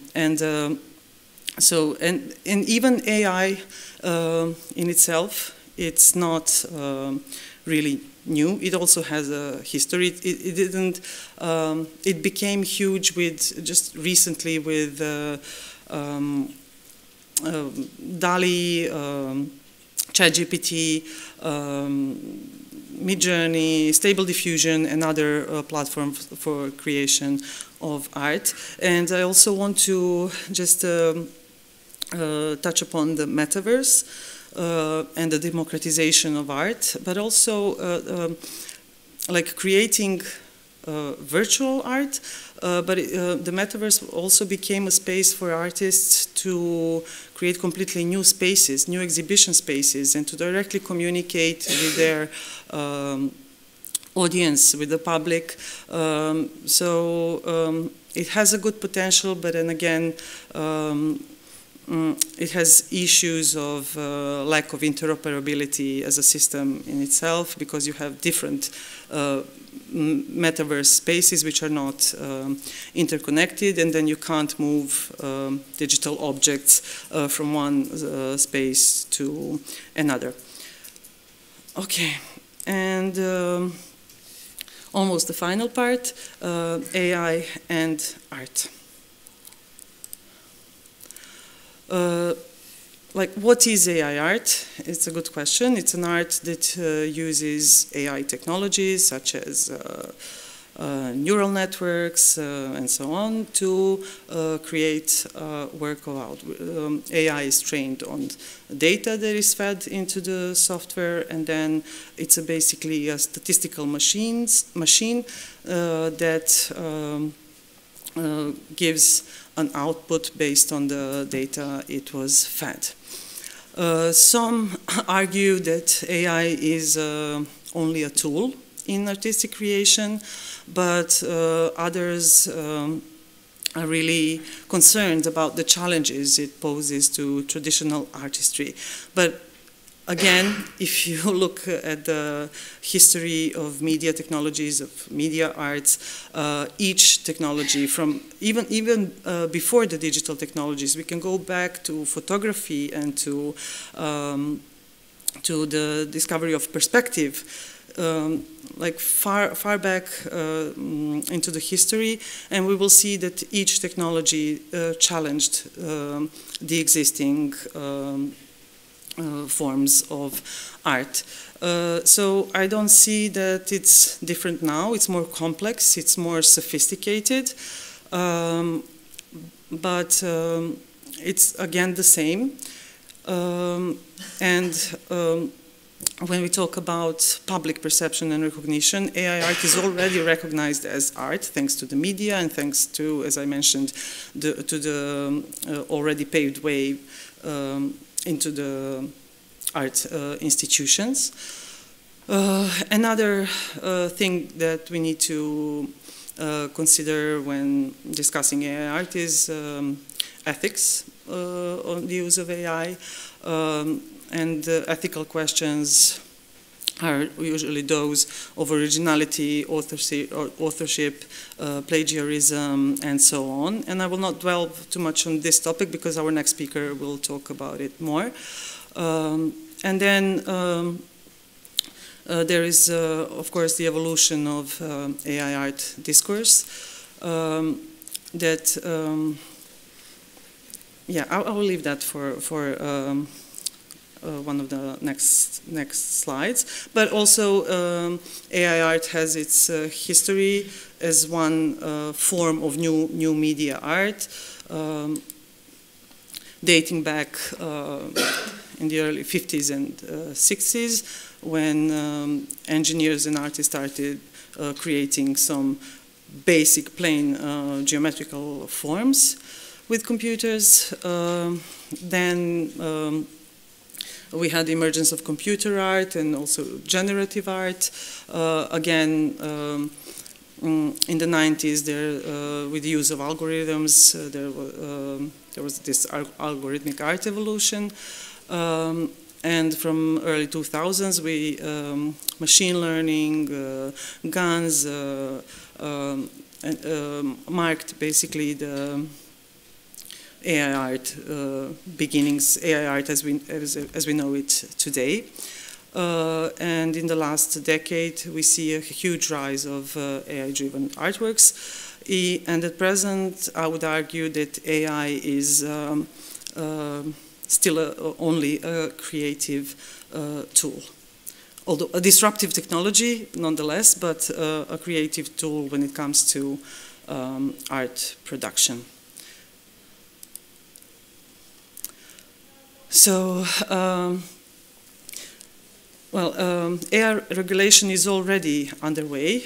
I myself was a member of a working group for creating ethical guidelines, guidelines for the ethical use of AI in the Republic of Serbia. This group was formed by the government of Serbia, and also there are EU regulations of AI already in place. Other countries, such as China, have already dealt with AI products, that everything that is created with AI has to have watermark, so to speak. It's a radical law, I would say, but they're onto something with this kind of regulation. So basically they solve the problems of originality and basically plagiarism and authenticity. When we talk about AI technologies, we first, it is important to have AI literacy or media literacy or digital literacy, call it what you want, to demystify the technology, to see what it is, what it does, and what I find important for the artistic process is the importance of the data fed to it, because if the data are good, then the outcome should also be good. But if the data are biased or there's a small sample of data, then the outcome is questionable. So many critics pose the question of whether AI is creative, original. Can it experience or understand what it means to create, what is original, and does it have? Can it perceive the human touch? My answer would be no, because it's a computer program. It cannot understand, experience, nor perceive. It's simply it's a statistical machine that gives an output based on the vast amount of data it is fed or it collects online. And also the question of AI art is that it is not machine produced art, it is still human art, because the data it is fed is actually artworks by humans, by artists. Then the prompt given to the program is also made by a human or by artist. The result, again, out of many results that the AI gives as an output, it is still the human who chooses what will be discarded, what will be used, and in what way it will be used. Not to mention that AI technology in general is created on human labor. If you are familiar with M-Turks, it's basically people without any insurance, below the low income, sit at their computer. They're hired by huge tech companies just to click and basically train the AI. So it's all human labor, even though it likes to be portrayed publicly or throughout media that it's like so slick and sterile and machine product. It's not. It's all the product of human labor and of human needs in the end. Now we come to AI art versus AI in art, which is technology versus the concept. AI produced this painting based on all the previous works. It was 3D printed, so Microsoft and museum actually kind of paired, and this was a marketing strategy to show that AI can actually make art. No, it can't, because it is perfect for a single task. If you train it and feed it proper data, it will do the task perfectly. But the same AI could not produce anything in itself or some different kind of art. Also, another another example of AI art. It's like word to image, like Google's Deep Dream. Whether it's art or not, I'm not the one to decide, but this is what the machine can do. Now, with the use of AI in art, I also make a distinction between two kinds of uses of AI in artistic practices. One is what I call a digital decoration, eye candy. It's art that actually exhibits the possibilities of the machine, like what the technology can do. And such works,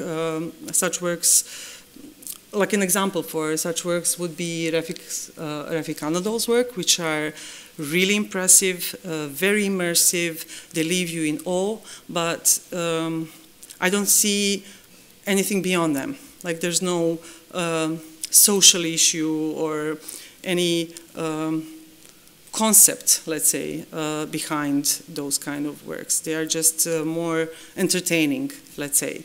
But artists, on the other hand, there are artists that use this technology for critical reflection on the very technology itself, on the societal issues and so on. One example is the artist Trevor Paglen. This work is called Clouds, but you should check also other work like his. It's an observation of clouds, so the images of clouds were imposed on the AI. So you see like the small nets, this is what AI sees in the clouds, and basically this work problematizes the issue of autonomous weapons and autonomous machines. Another example are the works of the artist Christian Mio Sinclair. This is his work Narcissus. It's both an artistic intervention and artificial intelligence whose only purpose is to investigate itself, referencing a synthetic model of self-awareness, a fragment of artificial narcissism, and the fictional character in its own autobiographical narrations. The thing about this artwork is that it doesn't allow any human intervention. It's like an AI reflecting on itself. And this makes us question when we access just the online just to do a basic Google search on something, what are the recommender systems, how do they work, how do they function, and what data are gathered from us as users of digital technologies. And it's like what machines create for other machines. So this is kind of also post-human work in itself, where human is kind of de-center, or we are entering the era of human-machine coexistence. And finally, some concluding remarks on AI art. I argue that there's nothing new under the sun, that AI generators are just sophisticated tools for co-creation of art, just like any other previous technologies, even though like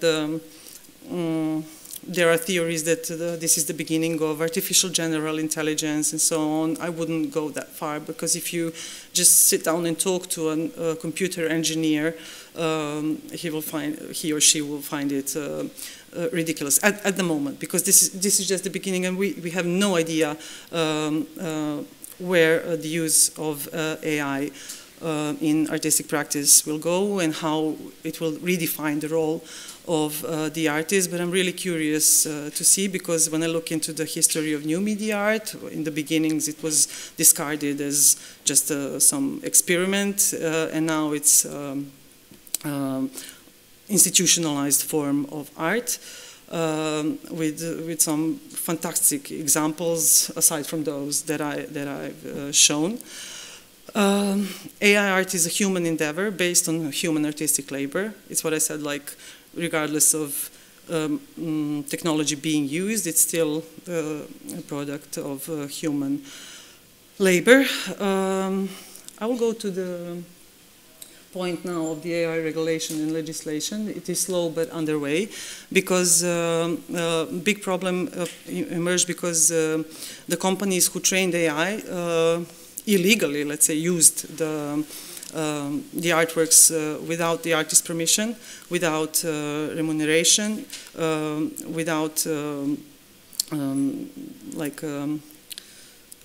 the copyright or anything. They just use it. But now, I just recently, a couple of days ago, I read an article that Stable Diffusion is now trying to find a way and solutions to first to have the consent of the artist to include their artworks in the data sets. And also, if they give a consent, then whenever their artwork is used or produced, or an artwork is produced which is kind of similar to their style, they will be reimbursed. It's not clear how they will do it, but at least it's a first step towards regulating the use of AI art for creative purposes.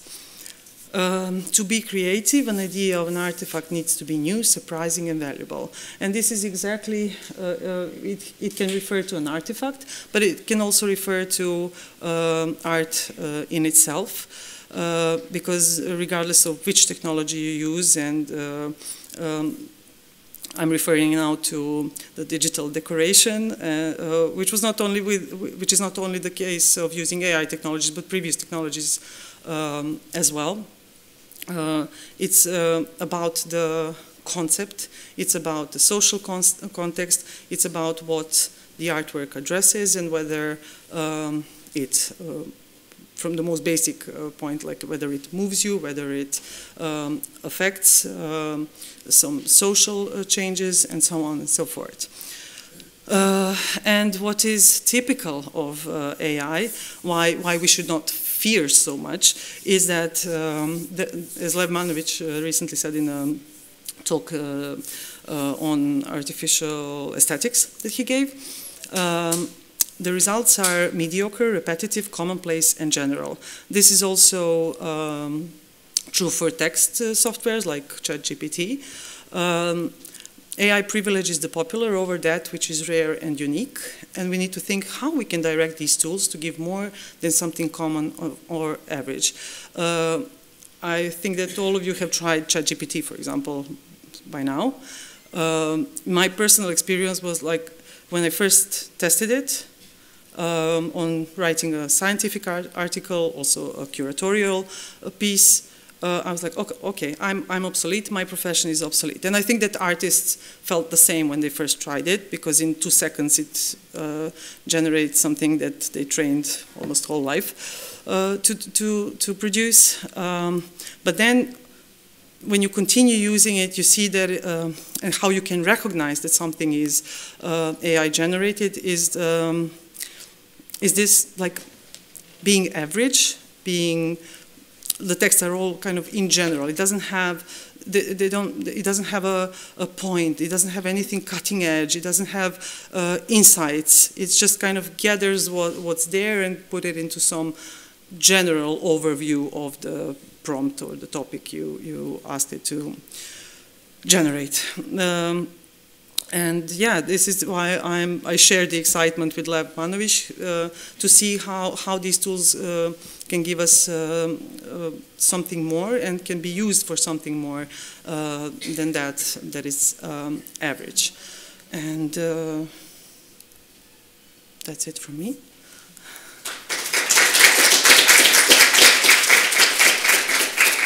This was really inspiring. We have very few moments for a question, so I would suggest maybe one question that we received online and one short from the audience. I hope both will be short, unfortunately. Well, there was one more as a comment, very interesting from Milica. It just disappeared now. Can you raise your hand if you have a question.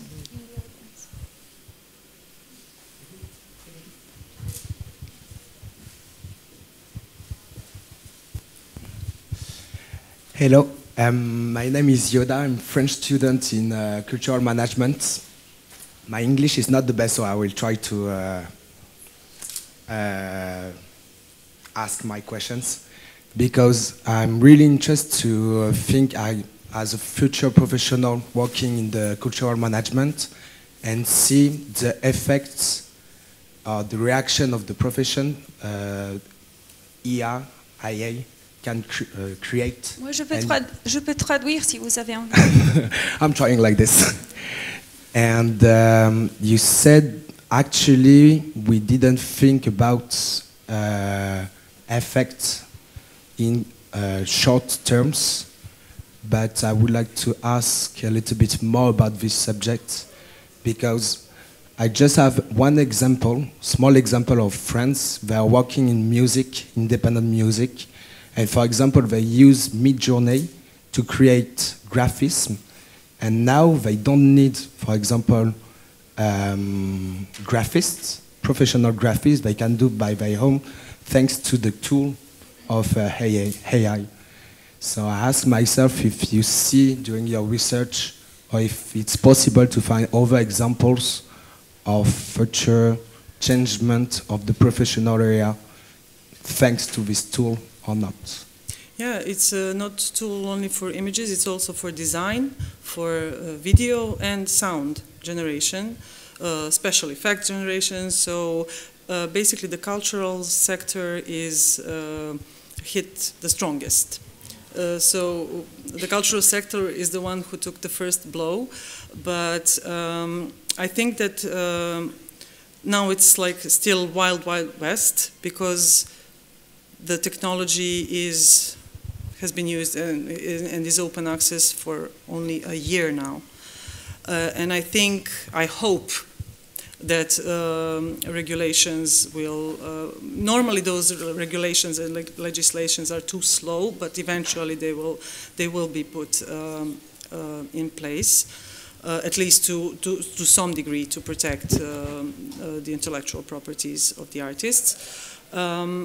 And I will give you one example of the use of AI technologies to create an art exhibition. Actually, for the purposes of scientific conference, Emerge, we created a DALI exhibition, DALI-generated exhibition, and the prompts were the titles of scientific papers presented at the conference. And we have two people working on that exhibition. One was a trained artist, the other one wasn't. We're just not just, but the scientific researchers with no training in arts whatsoever.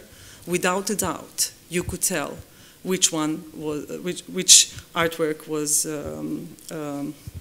selected by the trained artist and which one was by my fellow scientists. So you will still need, I think that it will change the process of work, of the creative work, but in the end you will still need artists, designers and other professionals in the cultural field to kind of to curate basically the content that AI generates. Does that answer your question?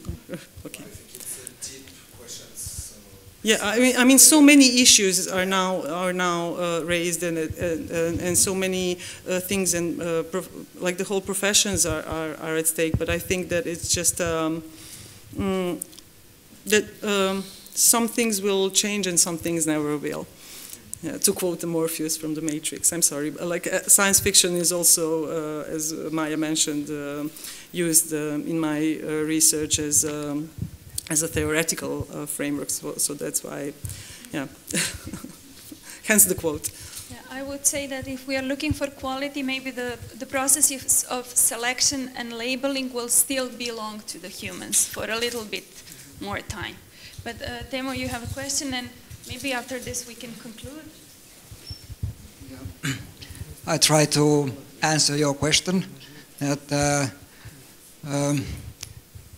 for me it's obvious that it will go like this, that soon a publishing company or literary editor can make the prompt that, okay, write a novel, like write a Margaret Atwood novel in the style of Samuel Beckett. And then the AI will deliver 20 scripts, and then the editor, human editor, will choose if one of these is worth anything, and this kind of artworks will be created. And then the human component, to some extent, will change from current situation, because the human expert who is choosing or modifying what the AI created, to some extent we can think that, okay, it's an editor or curator, or to some extent we can say that, well, that's an artist with a somewhat new task. This will automatically happen, and to some extent has already happened. And then the question is the authorship, who has the copyright to this, and who gets to make money with this, and that's a separate question. And in that part, I think we'll see how it plays out. If it goes all wrong from our viewpoint, then human artists will get nothing. The one who is best at using AI will get everything. Or the other option is that we get some kind of, let's say, artificial intelligence taxation that gets something from all artistic use of AI, and then this money gathered will be delivered to artists or humans who generate the raw material or inspiration for AI.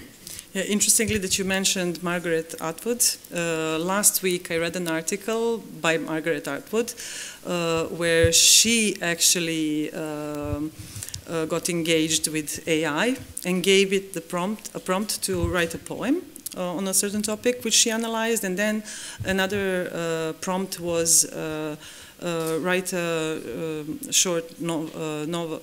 short story in Margaret Atwood style. And then Margaret Atwood dissected that short story and showed so many flaws of the AI. She showed that it doesn't differentiate between her children's fiction and fiction for adults, yeah, and from punctuation. Like, she went to every tiny detail, and in the end concluded, like, you can sleep well, young artist, because it's still far from what we imagine thanks to the media or to science fiction, Hollywood science fiction. I mean, it's far from that. So she doesn't, at least it's just her case, she doesn't feel threatened yet by the AI. Yeah. Maybe next week she'll be... Yeah. At the pace this is going, yeah, maybe.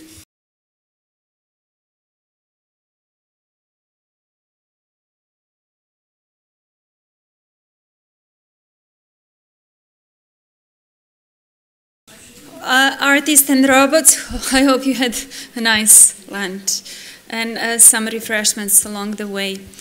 The next speaker will try to give us an answer to a very important question. Should I AI or not?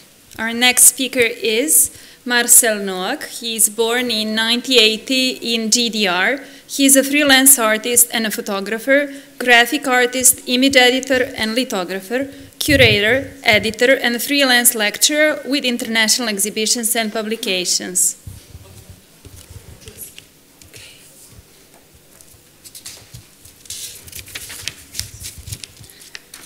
He is a board member of IGBK since 2018 and speaker since 2023, board member of this association and the speaker of Bundesverband Bildender Künstlerinnen und Künstler, board member of the WG Bildkunst, Collecting Society for Visual Authors, and member of the initiative Urheberrecht. I don't speak German, only basic, but initiative copyright. That's what's important for us to understand. So Marcel, welcome to the floor, and I'm curious about the AI and should we AI or not?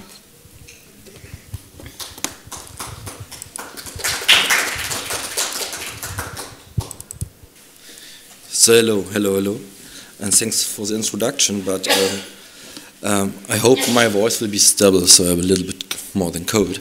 But I'm talking more about art, AI, and visual author rights. And so what I'm going to, tell the next minutes and so on will mostly themes which are very, how to say it, in the European Parliament actual. So even if you are actually in Serbia here, I just recognized that the European Parliament make a draft. The G7 states had had done in paper to regulate AI, and so everybody who wants have time till Friday to put some input on the drafts. But what will I'm going to be and make today? Sorry. At first we have to say then, when we had the Digital Single Market Act in 2019,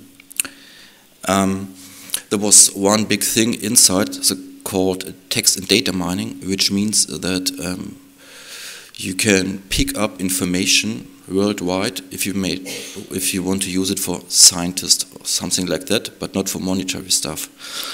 When we now see what with ChatGPT in the end of last year and all the other AI apps revealing now have done is to crawl the internet, and they are, or they say they are based on the text and data mining. So the thing which is actually in the European Parliament in the trilogue, it's the AI Act. It started, I'm not sure actually, I think 5 years ago, but they are in the final discussion. How to deal with all the things were stolen from authors, what barriers we can arrange inside. We have to say that Europe is one step in front of this one, which means so worldwide we don't have any legal positions like that actually. But what I want to go inside are some facts about AI in general, the generative AI, the act maybe, and of course the copyright issues.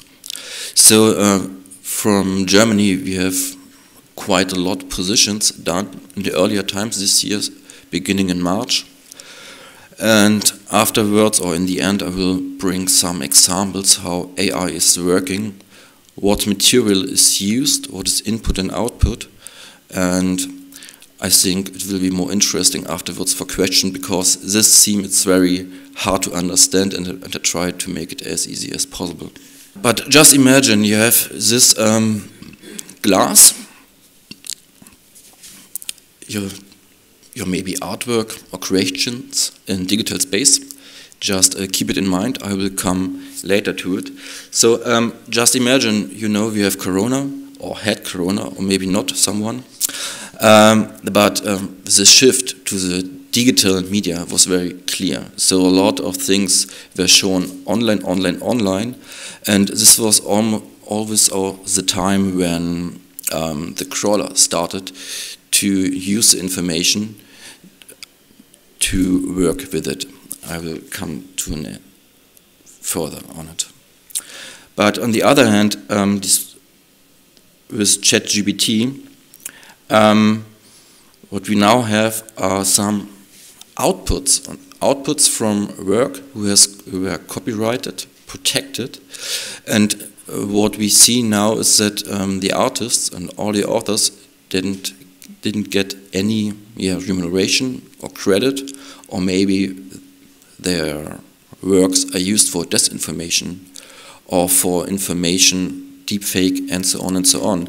So it's not clear what to make, how to handle this, and therefore I want to show the first example from the German Photographic Academy, Deutsche Fotografische Akademie, which appeared quite early in March this year. So, and they made it 3 bullet points. They said, so at first, the creative freedom and copyright must be protected, and these are the most important things for all the authors. So when I have examples from the Photographic Academy and so on and so on. You can put it in the same shell like visual artist itself. And so the DFA advocates an adaptation of copyright law that allows that the output from all these AI apps doesn't have any copyright protection itself. It's more interesting how you use other rights. You can have remuneration from collecting society. So this issue is something which must be forehand negotiated in the parliament. Second step, fair participation. So it was the women before who said you can write a poem in the style of, you can make music in the style of, and what all of these systems have in common, that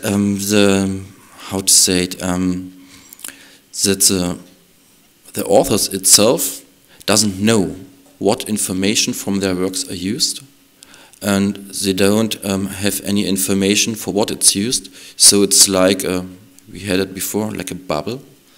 So any apps can use it, but to know or to handle about and talk about remuneration or money instead, you have to know what is used. So fair participation is an aim, but you need special things for that.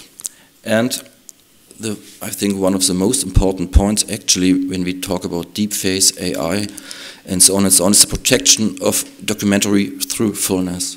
It means, so just the German Photographic Academy says, okay, you can edit a picture, then you must have a sign edit. You can have an AI picture, then it's an AI edit, or it's just, how to say, human done without edited, so it's a human thing. I think it's a little bit strange. So I come from the documentary photography, and that I have to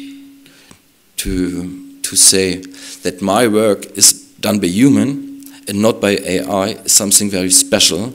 But if you think about the World Wide Web and all the information who is spreading, this is a really big problem. And in the end of my speech, I will show a small video about it, what I mean exactly. Another point, the second, from the Deutscher Fotorat, the German Photographic Council, who is quietly new. So it formed just in, I would say in summer this year. And it combines a lot of different audiovisual companies inside or collecting societies, and they speak with one big voice. And they're very specialized, you have to say, in what photographic pictures can tell, what not, what it's right, what's not.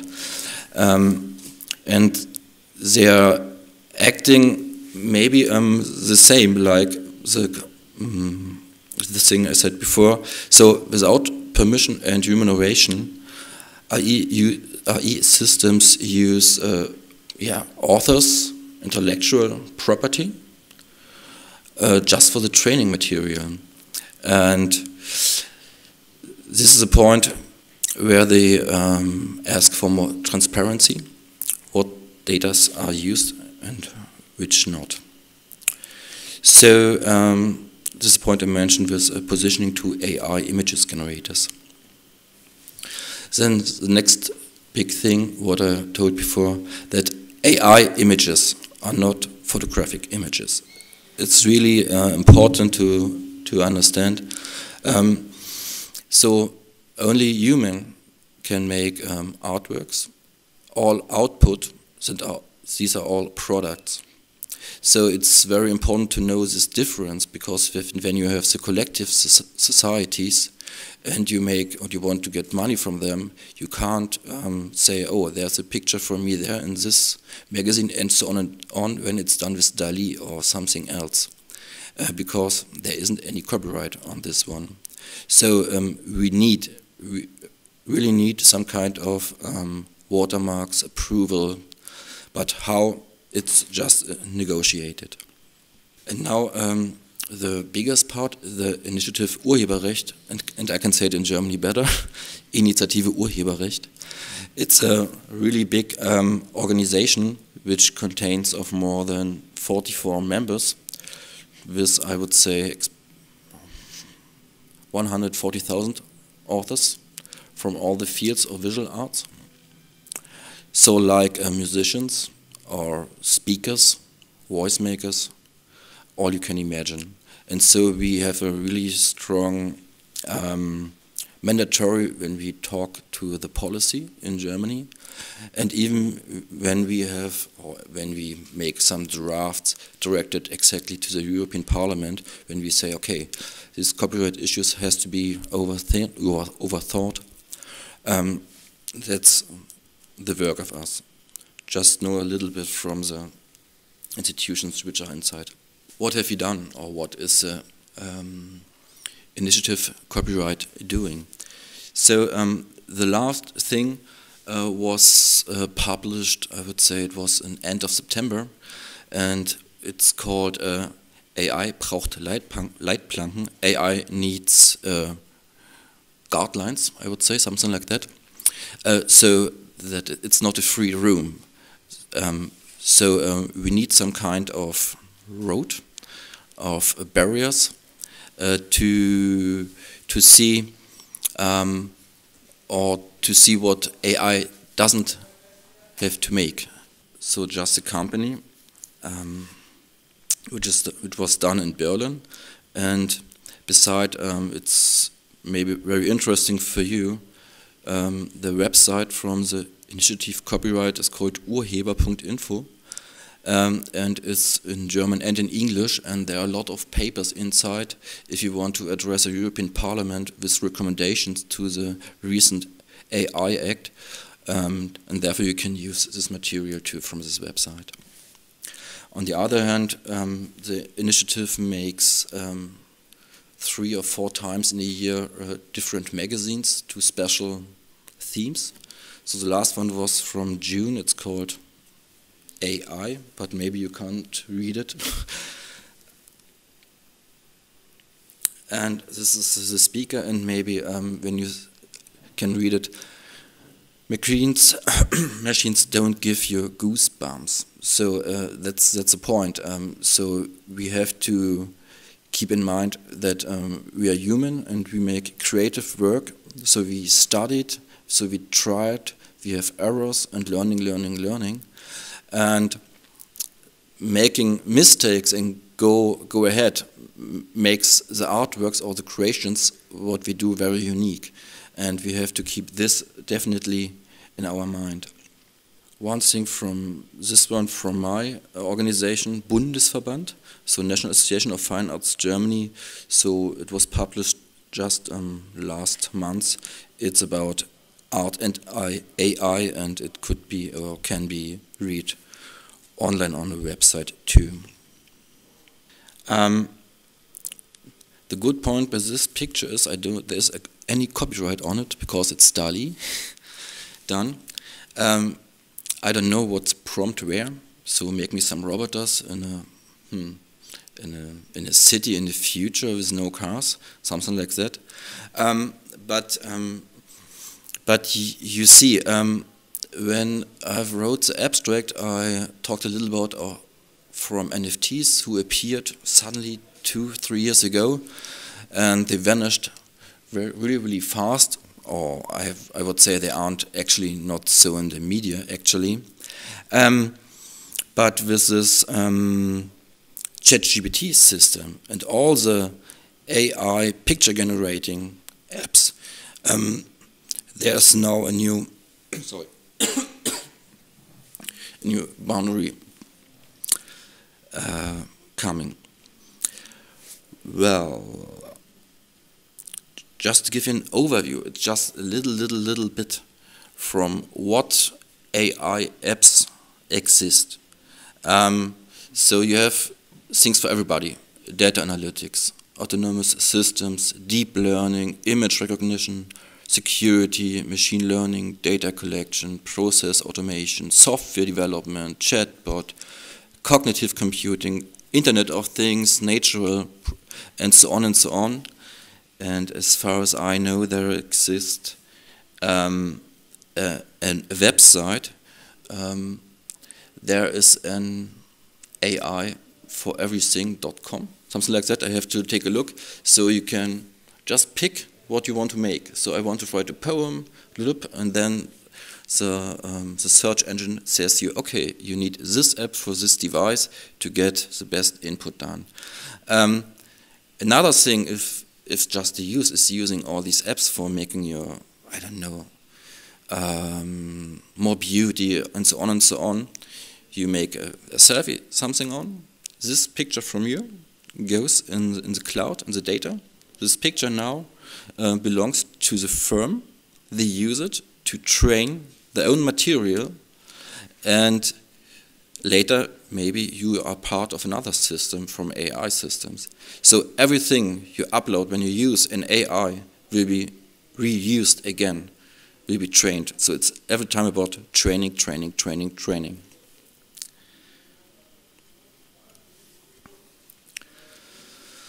So the glass of water, once again. So you have your artworks or creations in your digital space. On the left, on the right, you have what AI is using from your work without any permissions, and you see it's all. So you don't have any possibility to say, actually, no, I don't want that my material will be used. It's only written that you can make it by text, a small text, something like that on your website, for example, which can be read by machines, but it's not written how does it work. So it's just a thing which nobody knows actually how to deny that your work will be used.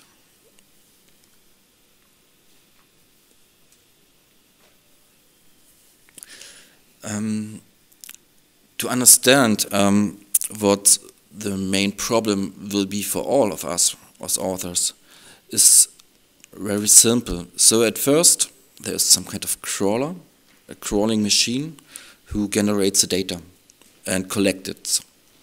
And then we have the second term is the data curation. So maybe one app wants to make houses or architecture or dogs or I don't know. Just imagine something. And so you've got all your small boxes. Then all the stuff goes to the foundation model, and this is the point where the remuneration could be very interesting, because the foundation models use all the information itself to create new apps and software and so on. They are the key where all the information who was grabbed before from the internet, they will use later to that you buy an app or you are you. So afterwards, the foundation models makes a fine-tuning and so on and so on, and the application, and what I said before, if someone uses the app and makes a selfie or something else, it will start again. So it's a circle. So it doesn't end at the application when it's finished, so it will be learning again and again and again. Without permission, we have to say, and without remuneration. It was told before that you can understand AI as a tool or AI as agent, and in this case you can have different positions how to handle it. I don't want to go so much in detail with this thing, but that makes it really hard to say.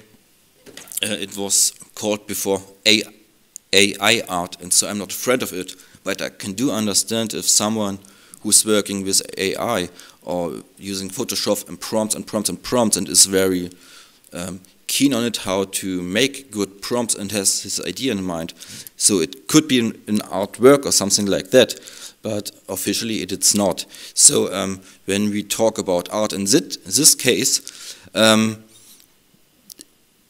Maybe you have to print this artwork on and paint it over. I don't know. So working on it, I can only say. But why AI? At first, it's money. It's really, really, really a lot of money who is beyond these systems. And with this point, who controls generative AI? You see ChatGPT in June 2020, and then a long time nothing. A long time in media times means maybe just 1 year. And then a lot of other different scrolling machines checked the internet, I would say. And you see the in brackets the approbation from the scrolling systems. So what I know, so with ChatGPT 3, for example, this type of data comes from Line. Line was crawled in Hamburg by a non-profit organization. So it was not the aim to sell the information or the crawled information. But on the other hand, they give the information to Munich. So in that case, you can say, okay, text and data mining, what I mentioned just in the beginning, was clear. It allows you to use or crawl things just for scientists or something else, or university. What happens then was that this information goes to a company to use it to make AI products itself, and that's the problem. And that's the thing what I mentioned, that these will be done by foundation models where we have to force to get money from.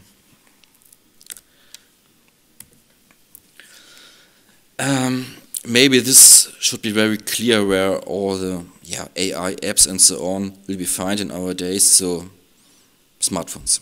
Look inside, you see your face on and it's unlocked or something else. So just in social media, everything is personalized. If you buy something, and so on and so on. Google, smart home devices, streaming devices. To say, I think when we are now at an interesting point in, as word, I don't know how to say it. So when AI comes out, so everything will change. So we are just in the beginning from a kind of revolution, and it's hard to say in which manner it will influence our daily life and our working possibilities as artists, as authors. On the other hand, there are clearly advantages, we have to say. So it's seen there. So you have data-intensive tasks that can be completed really, really fast. And if you have data from, I don't know, 10 billion and you're looking for a little small thing, AI is or has a possibility to find this small thing which no human can arrange. Interesting is that the European Parliament had in its think tank from 2020 that AI will be increase the productivity in 2035 from a range 11 to 37%. That's quite much. On the other hand, it's really expensive to make this kind of crawling, the material you need. Just look at the economy, which enterprises are growing bigger and bigger and bigger. This is Microsoft, Nvidia, who needs graphic drivers, all the cloud storage, Amazon, and so on and so on. So what I mentioned, a lot of money, it's belong that. A problem is when I said it will be increasing the productivity, there will be a losing of jobs. So one hand, the other hand. And what's maybe one of the most problems are the security risk. Who has control over all the dates? Can someone just make a hacking to a company to get all the information? What's with that? And what I said, you need a lot of server. You have to cooling it. So the environmental issues you have to keep in mind.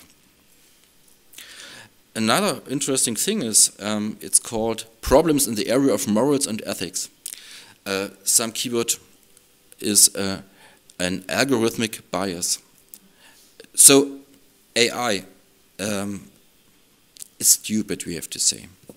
When you ask ChatGPT something else, blah blah blah, and ChatGPT is saying you some or giving you some output, and you recognize, oh, there's a mistake, you say it, and then, oh yeah, you are right, it's a mistake. But it says, or the output, it's written in this kind of manner that if you don't know it, you believe it. And that's a really, really big problem.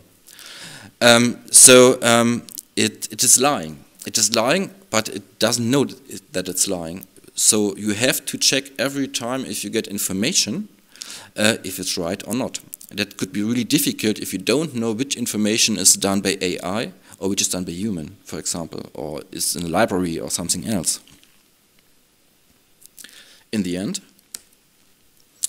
yeah, and just for us creatives or authors. So the thing is, AI lowers barriers to market entries. So what I mean with this point. So what I mentioned, I'm a photographer. So in my artworks, I'm working with documentary photography, so that's no problem. I don't see that an AI will have my backpack and my camera when I go in the countryside and pushing my analog film in the cassette, so no problem. But on the other hand, I do some pictures for architects and so on. With this barrier lowering down, I don't have this job anymore. And so for design services and so on, you just have to check an app, and so a lot of designers will have a problem because jobs are missing. It's done by AI. So, finally, all the things, all unpaid copyright works of raw data for AI systems, and what's happening, the value gap. So we are the first point in the chain, for information, for selling and distributions and so on. Our income will become slower and slower if you don't have any kind of remunerations.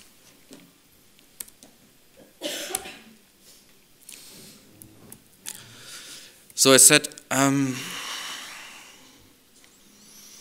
that the European Union is actually dealing with the AI Act, and they are very, very close. I hope they will finish it before we have the new election next year. Otherwise, it would be a really big problem. Important to know is what the output of the AI is and what training material the AI is. So you can understand this kind just as a small summary. This one. Yeah, what to do actually.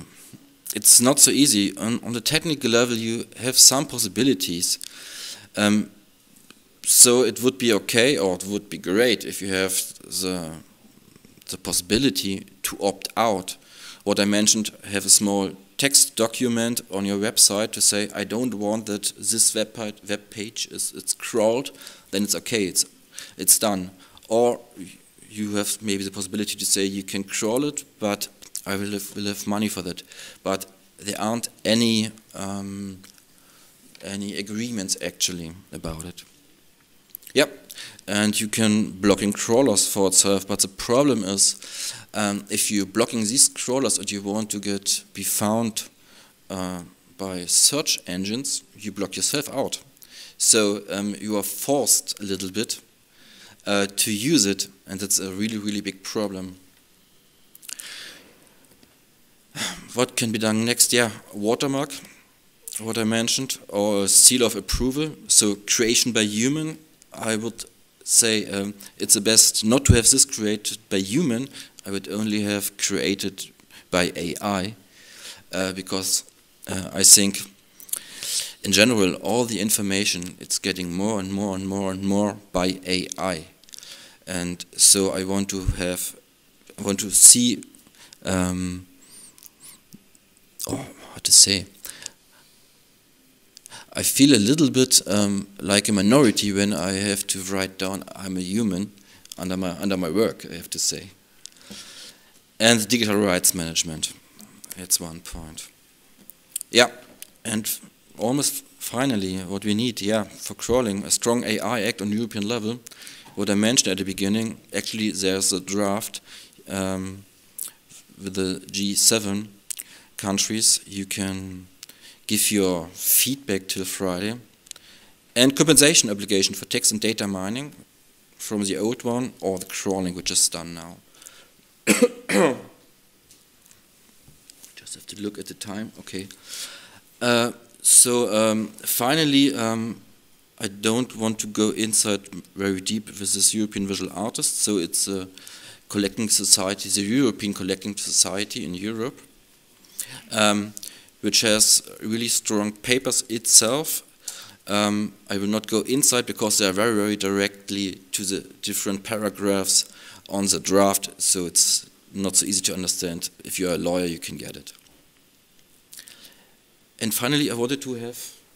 This just in, we can now call the 2024 presidential race for Joe Biden. My fellow Americans.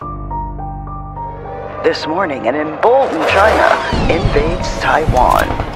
Financial markets are in free fall as 500 regional banks have shuttered their doors. Border agents were overrun by a surge of 80,000 illegals yesterday evening. Officials closed the city of San Francisco this morning, citing the escalating crime and fentanyl crisis.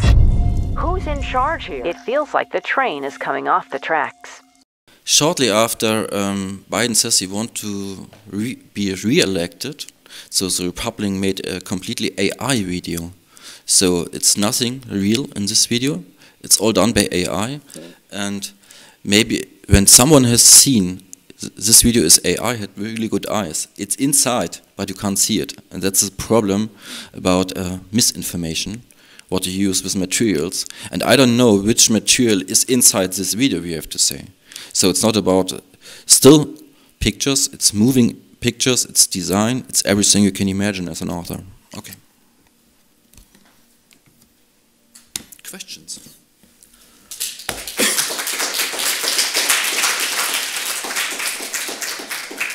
My name is Sofia de la Fuente.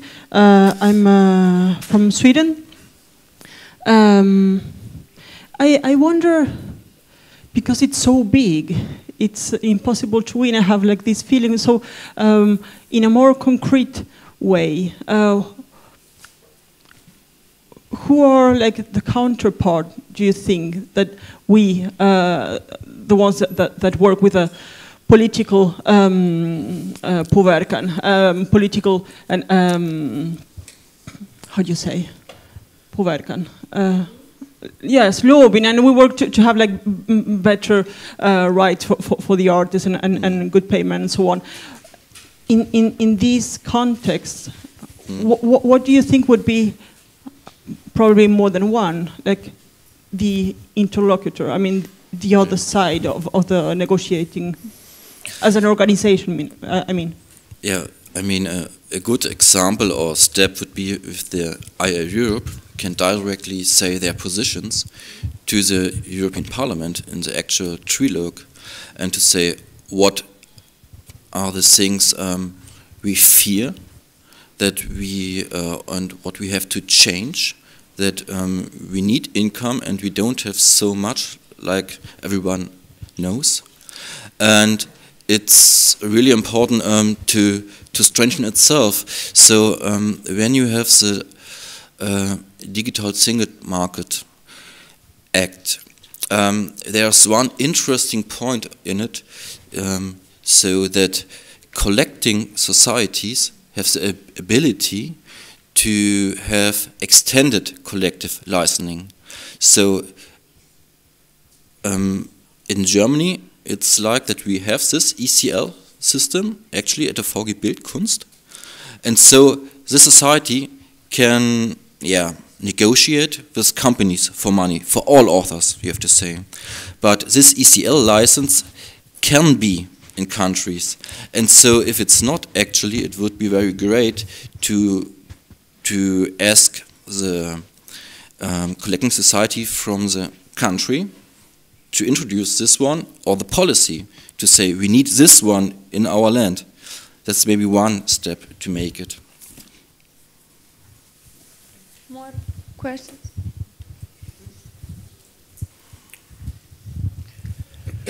Hello, Bedri Baykam, Turkey.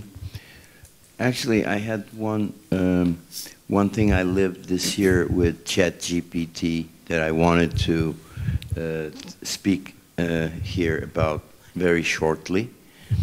One day my sister sent me from WhatsApp an article, and she said, look at this article about you, and it was a long feature article. I said, wow, that's quite something, very thoroughly, richly written, dense. And she said, well, it's written by ChatGPT when I asked about you. And then later she said, I was just busy writing long articles about the Wimbledon final in tennis.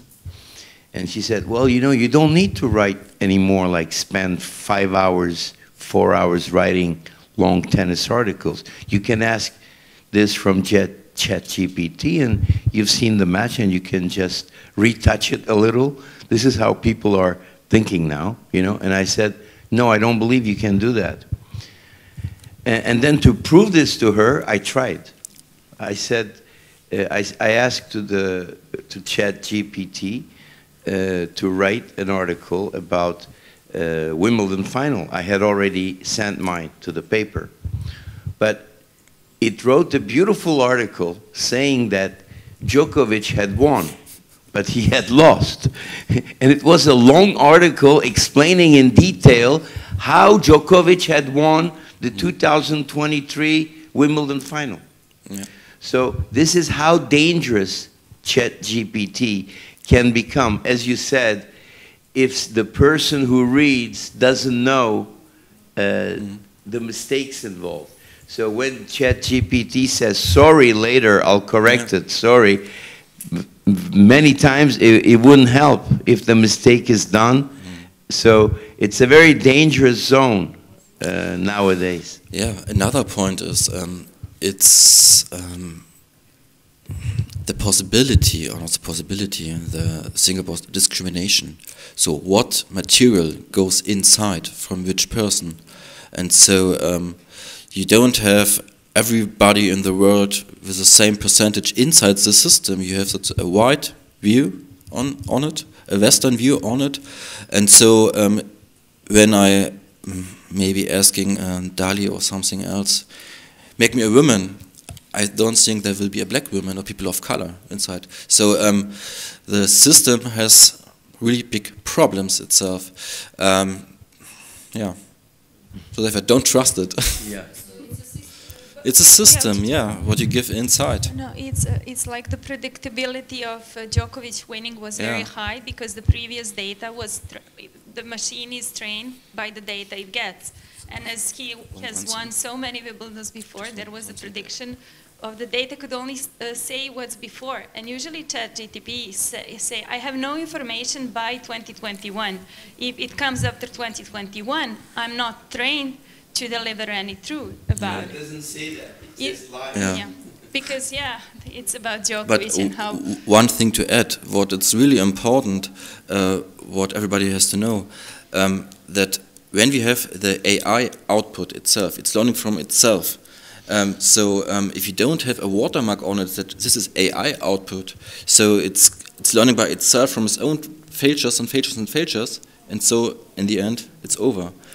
So it's an interesting system, but learning from mistakes on and on, problem. Yeah, just I heard that in European Union, it's now in the process this about copyrights and AI, how to make this waterproof or copyrights. But I heard also that in Italy is forbidden ChatGPT.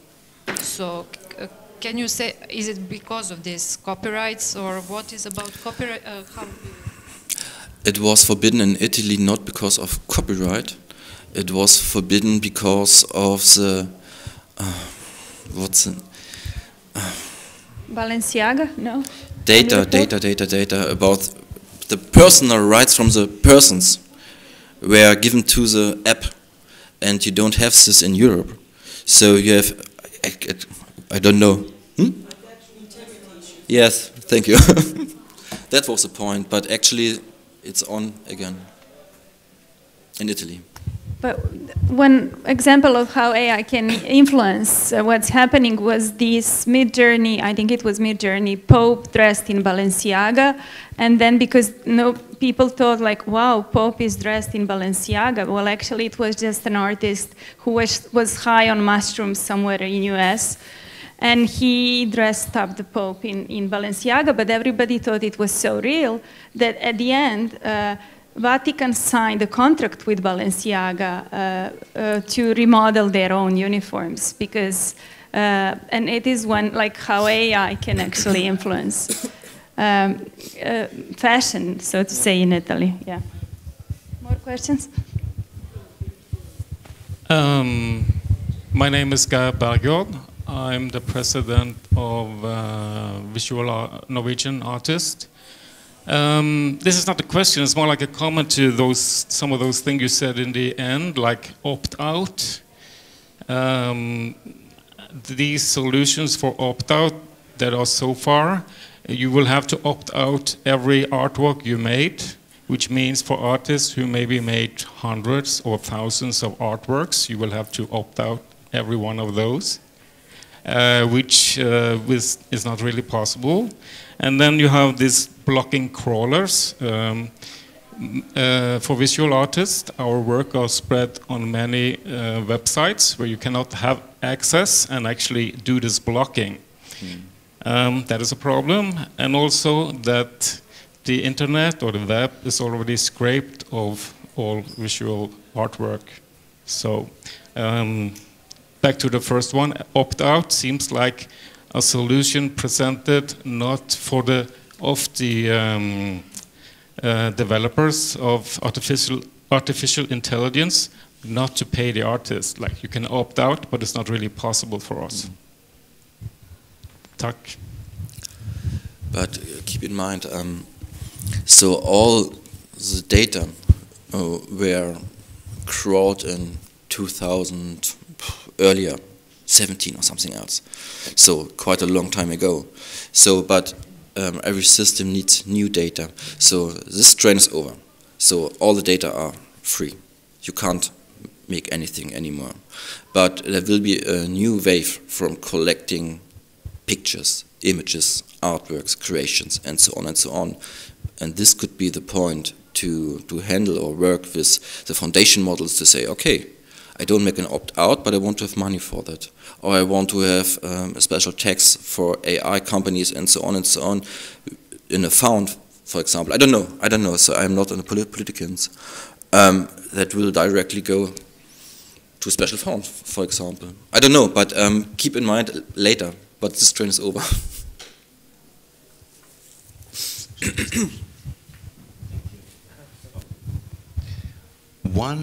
One progress AI has done enormously is on what we call Google Translate, Google Translation.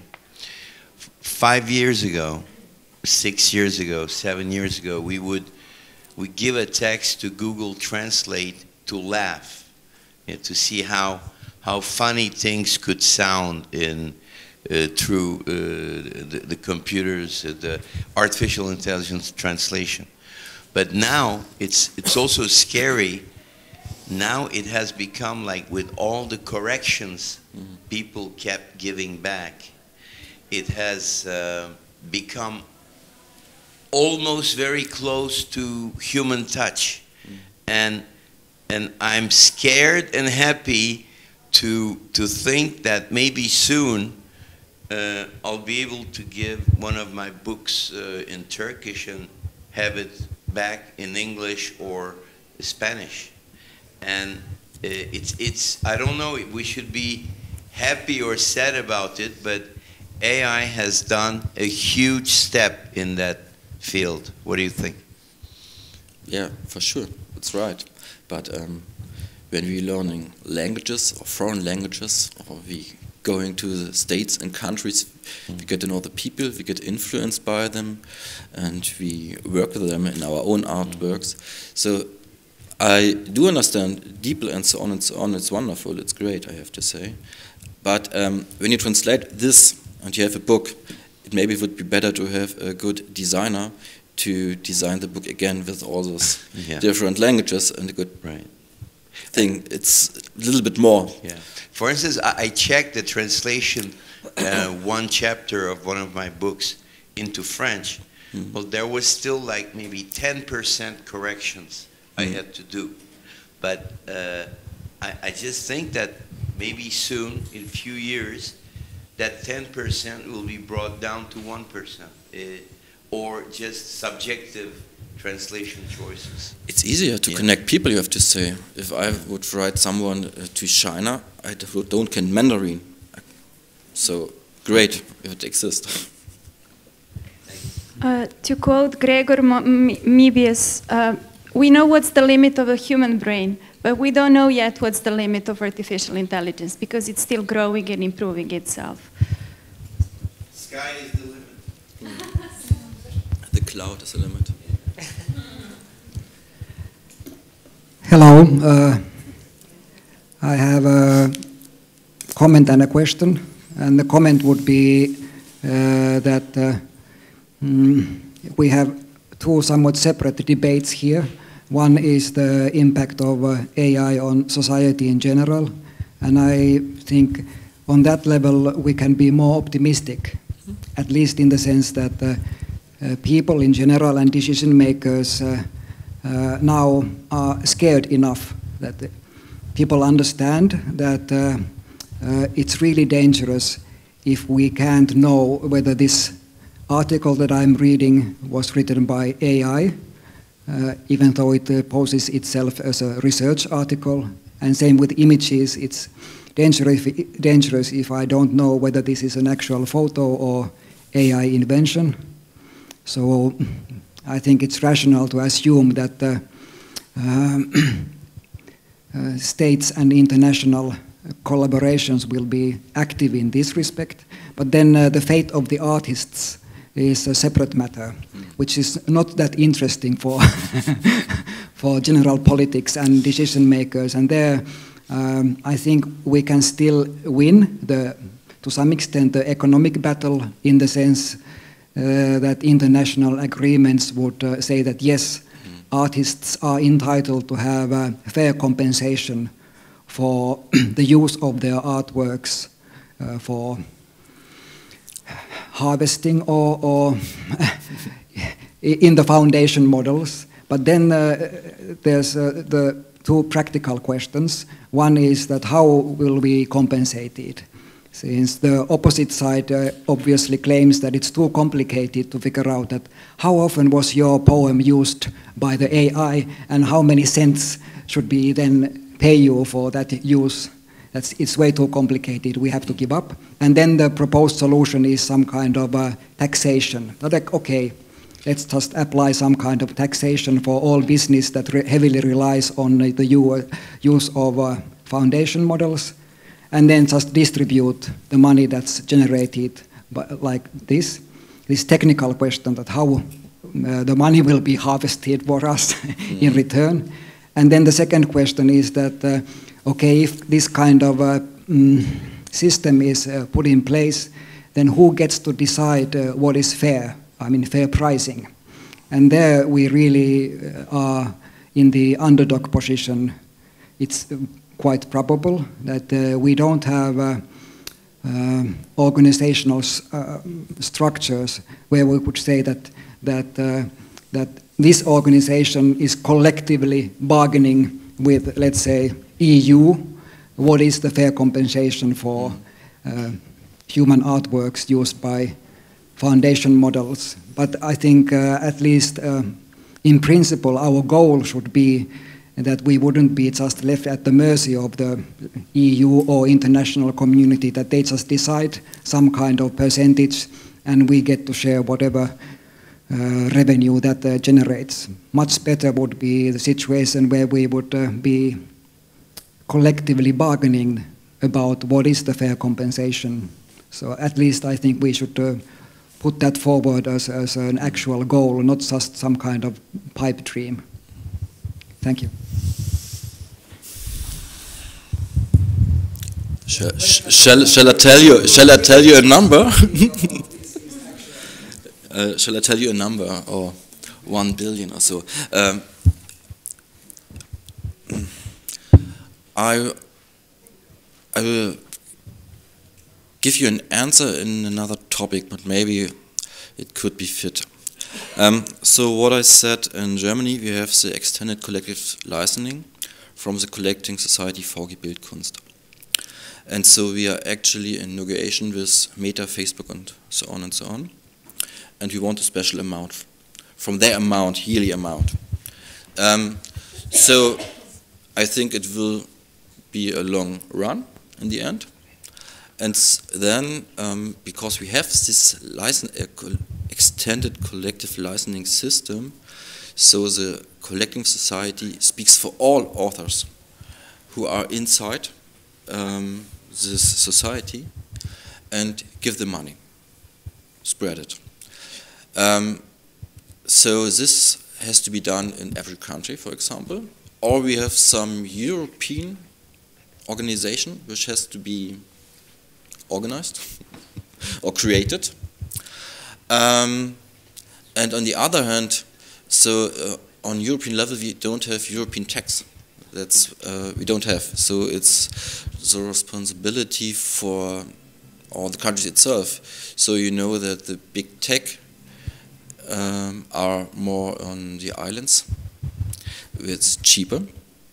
But maybe we can arrange some minimum tax for everybody or for every organizations who are dealing in this platform or AI apps or software and so on, to say, okay, it's equal where you are. You have to pay 5% from your thing you have income yearly.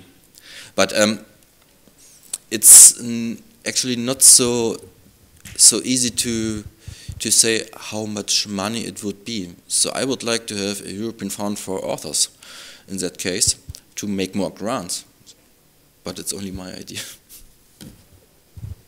Here is one solution from the Serbian artist Milica Ružičić. She says maybe we can advocate for the universal basic dividend to be divided to all artists from the profits made by AI companies. And to conclude, yeah, maybe a few words to conclude, or we can make it. I think there is a lot of action to be taken. And what I see as a problem is the acceleration of the AI. It's running much faster than we are, and the problems are multiplying. But I guess all artistic associations should remain aware of the change, of the everyday change and the pace of the AI, and find a prompt response to that. Yeah, and you have to think this worldwide. And it's a worldwide problem. There are no borders. And yeah, we were about to close. Yeah. One last question, and we will. No, I just want to say we need. I will introduce myself. I'm from Serbia, Daniel Glid. I have a very simple solution. Mm-hmm. Every creator should have a digital wallet, and AI should know what part of work will be taken for their purpose. So the only question is what is the amount of that portion? How much they have to pay? Is it 50% or 10% of their income? So this is my question. Or not the question, just... Counter question. What is with the people who do paintings, have an exhibition in a museum? A person who likes this picture or this painting makes a photography and liked it on social media or posted it. So the original person, the artist, the painter, doesn't know that the work is online. So the person cannot use the digital wallet. So no, but AI knows. AI knows. AI use maybe, but it's tricky.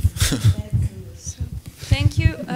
What I see as a problem is, one problem will be to track where is the influence of AI in the creative sector. That's one problem, and the other is the regulation.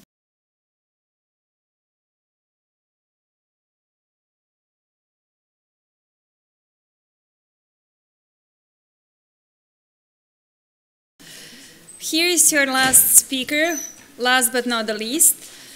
Antonio Roberts is an artist and musician based in Birmingham, UK, working primarily with video, code, and sound.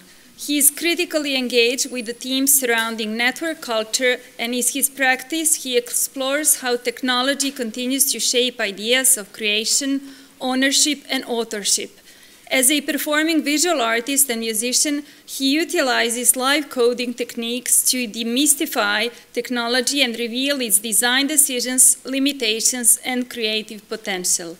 His work has been featured at galleries and festivals, including Further Field, Tate Britain, Ukrainian Institute of Modern Art in Chicago, Birmingham Open Media, Jerwood Arts, Whitney Museum of American Art, Green Man Festival, Barbican, Victoria and Albert Museum, and New Art Exchange. He has curated exhibitions and projects, and there are many exhibitions and projects.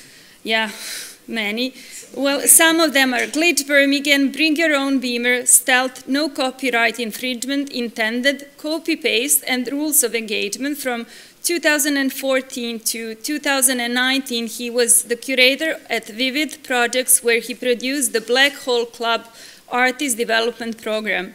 In 2021, he co-founded the Algo Afro Futures, that's Algo Afro, Futures program for early career Black artists to learn about live coding and creative coding. Antonio Roberts, I'm excited. I'm sure the audience is as well. Please, the floor is yours. Hi everyone, thank you for the introduction. Yeah, it turns out I've done a lot of things in my career. It's weird having it read back to you. So, yeah, as mentioned, I'm an artist, curator, and musician based in Birmingham in the UK. And today I'm here, just like everyone else, to talk in some way about artificial intelligence. But I want to do it from more a personal side of things, because I'm a digital artist and I have a very direct relationship with artificial intelligence. Because it both threatens my practice, threatens to displace me, take over, but also, as I say, it could provide opportunities for creation. Maybe, may not. So, but for me, a lot of this feels a lot like deja vu, like this has happened before. Throughout my career of about 15 years, I've seen multiple new things that are going to disrupt the art world, the art industry, make it, various things like NFTs, blockchain, virtual reality. I think virtual reality has come around 3 times now. Same with artificial intelligence, we're on its 3rd or 4th iteration. And each time, all of these really don't quite stick. They might have a bit of a hype cycle around them, but then they sort of fall to the wayside a bit. They, like, for example, virtual reality still does exist, but certainly hasn't taken over in the way that they said it would. Same with, by extension, I guess, with the metaverse. But somehow, this artificial intelligence moment we're in feels a little bit different. It feels more significant, and there's potentially, maybe this will stick. Maybe there are threats that we haven't seen, that we haven't been able to foretell. And so in this presentation, I want to basically ask, should I really engage with AI? Should I AI? And to do this, I want to talk a little bit about art history, so there will be a little bit of repetition from earlier. So I want to talk about its effect, and also reflect on what I see my peers doing as well. Of course, I'm not going to be able to, I haven't done a survey of artists, but I at least want to reflect on what my peers are or are not doing with artificial intelligence. So yeah, so to begin, I want to show just a couple images of my artwork. I make artwork using computers in various ways, through programming, through 3D modeling. Again, I'll talk a little bit about this more soon. Some of it actually has focused a lot on copyright. For example, this artwork featuring Mickey Mouse, which, again, won't go into, but just to say that I'm engaged in those areas as well.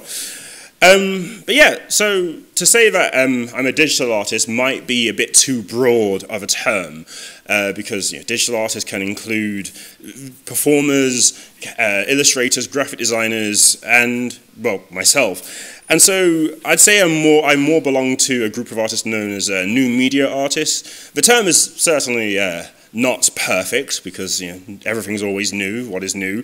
But it really, I think, for at least definitely the purposes of today, I want to categorize myself and my peers as new media artists. And as new media artists, we interrogate technology. We use it for sure, but we interrogate it, we criticize it, we engage with it on a conceptual level, and we want to find out almost new ways of using this technology, ways that may have been designed, but maybe weren't designed. And so yeah, and this practice has gone back before computers were popularized in the way that they are now. So, for example, I want to share just this is a very, very brief art history, or at least new media art history. There's going to be a lot that I'm going to miss out. So there's going to be some repetition from earlier, but still, it will help. Sorry? No, it's okay, no worries. It just means that we're both making good points. Anyway, so there will be a bit of repetition. So this artwork from the 1960s by Vera Molnar, she was creating generative artwork using code and plotters, so plotters being machines that basically draw. And so it's kind of like a repurposing of an existing technology, but for the purposes of visual art. And so this was in the 1960s. And then you have Robert Rauschenberg.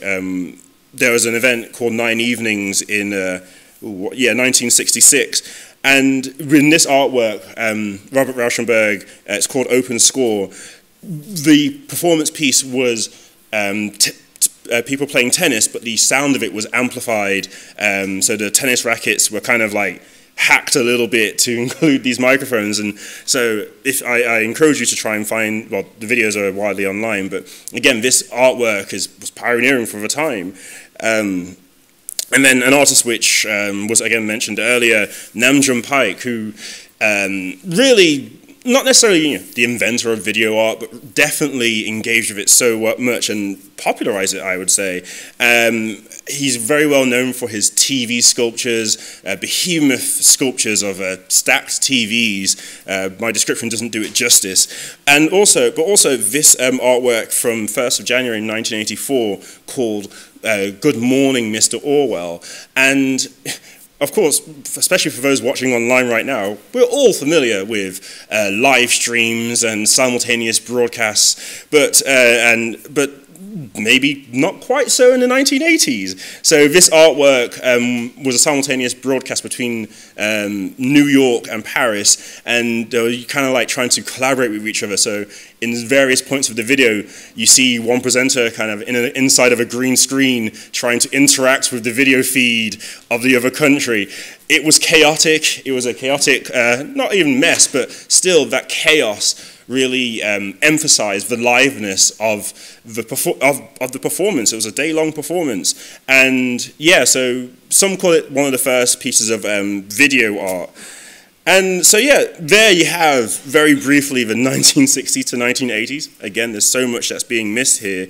And then I'm going to skip forward a little bit to Web 1.0, the mid-90s to the early 2000s. And you have artists beginning to adopt a sort of hacker mentality of working with technology, but computers. So here you have the artist Jody, whose website well, because the internet existed, and people were basically almost like creating digital business cards, static websites that would exist and share information. But Jody took it a bit of a step further. So if you were to view the source code of the website, within that was the artwork that you see. So the front of the website did not look like this at all, but as soon as you viewed the source code, there is some art. So it's kind of a repurposing and something very different which hadn't been seen, especially at that point. And then you had artists like Martin Nedam, who had this artwork called Mouchette, which is, you could almost even call it like digital avatar almost. This being an imagined person called Mouchette, who you could kind of like write to and interact with. Something, of course, very common now, having a profile online, but this interactive artwork, pioneering for the time for sure. And similarly, Lealina's artwork, My Boyfriend Came Back from the War, from 1996. And they're really utilizing the websites in themselves, not just as a way to display physical art, but put it online. No, they are treating the internet and this technology as a fabric with which to work with, like it is the medium in itself. And yeah, so this is like the Web 1.0 days, the AOL days, GeoCities and so on. And yeah, there's so much more missing glossing over. And then we're going to skip a decade or so to now, well, the mid-2010s, shall we say, which is sort of where I belong. And here social media is rife, everyone's using it, and really we're all interconnected. The internet allows us to spread ideas like wildfire, especially memes and animated GIFs. And yeah, we're experimenting further, and so you have artists like Rosa Mentman with her Glitch Studies Manifesto. I'll talk a little bit about glitch art in a second.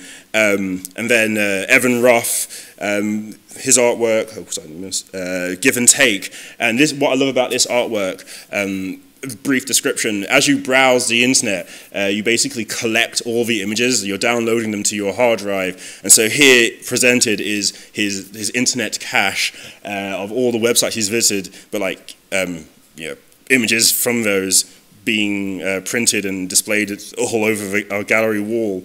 So yeah, love Evan Roth's work.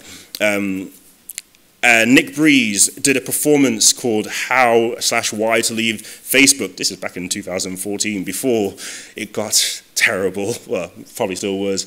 And people are now making performances on the internet and interactive artworks. And yeah, there's many more artists who are doing things like this. Zach Blass, Amelia Ullman. And we're beginning also, I think, to get more and more political and critical of the technology. We didn't quite yet enter the machine learning AI apocalypse, and things like the Cambridge Analytica scandal had yet to happen, but we were kind of almost beginning to see that there might be problems being interconnected, as the how to why leave Facebook, with all of our data being collected. And so we're almost like foretelling the future in many ways, and I think that's one thing that artists are good at doing. And yeah, and this is an area of digital art, of new media art, which I fit into, I feel. And I was primarily making artwork called glitch art. So glitch art looks a bit like this. It's people making art from errors. If you've ever broken a laptop screen before, or phone, or you're trying to watch a video as it's downloading, you've seen glitches. And what I love about it is it's not quite coding, not quite programming, but it's very chaotic. You go into a file and mess around with it, and outputs is, chaos, but it's kind of beautiful in its own way. But also we have generative artwork, so making systems which produce art, very similar to 1960s Vera Molnar artwork. But so this here is a program which I wrote, which makes this art. This is only a screenshot from the video, and it's generative in that it will never repeat. It will always just kind of keep making itself, and it's generative. And so this is where I come in really with generative art, and funnily enough, it's kind of been lumped with the AI discourse a little bit. Yeah, so I was there making these generative pieces of artwork and glitch art. And yeah, so what is all of this? Why am I mentioning all of this? And where does AI fit into all of this? So I think the reason I'm mentioning all of this is because as artists, as new media artists, we're very intensely engaged with the technology. We're not all engineers, but we all like to tinker. We all like to get, whenever we're presented with any new technology, VR, NFTs, whatever, we like to pick it apart, make something different out of it, make something new. And so, can we do that with AI? Can we engage with AI on the same sort of level? And, well, I'd like to argue that no, we can't. So, one of the opportunities people talk about when talking about how AI can be useful for artists is that it could be a digital assistant, or that it can help with the creation process in some way. But I feel like as a new media artist, it doesn't do that at all. I've looked at it, I've been curious about what it can do. I've typed into ChatGPT and Midjourney, create some artwork. But it doesn't feel like it fits into my practice. Of course, there are other concerns as to why I might not want to use AI in my practice. There are the ethical concerns, which we've covered, and I'm sure you may have read about, where AI disguising human labor, masses of artists revolting against AI being uploaded to lots of different platforms. Of course, there's the displacement of people's jobs. I don't want to gloss over it, but it's not quite what I'm focusing on in the talk. But yeah, is AI actually useful for artists like myself? And yeah, again, I'd say no, not really, because when you engage with, say, Midjourney, ChatGPT, it's almost like a service and user interaction. I type it in, it gives me the artwork. How does it work, though? Of course, it's going from a large data set. Can I get into that data set? Sometimes yes, sometimes no. And it just feels like a very surface level interaction, which I like. So here, I show this image because this is part of my practice, is getting a device, getting something and picking it apart.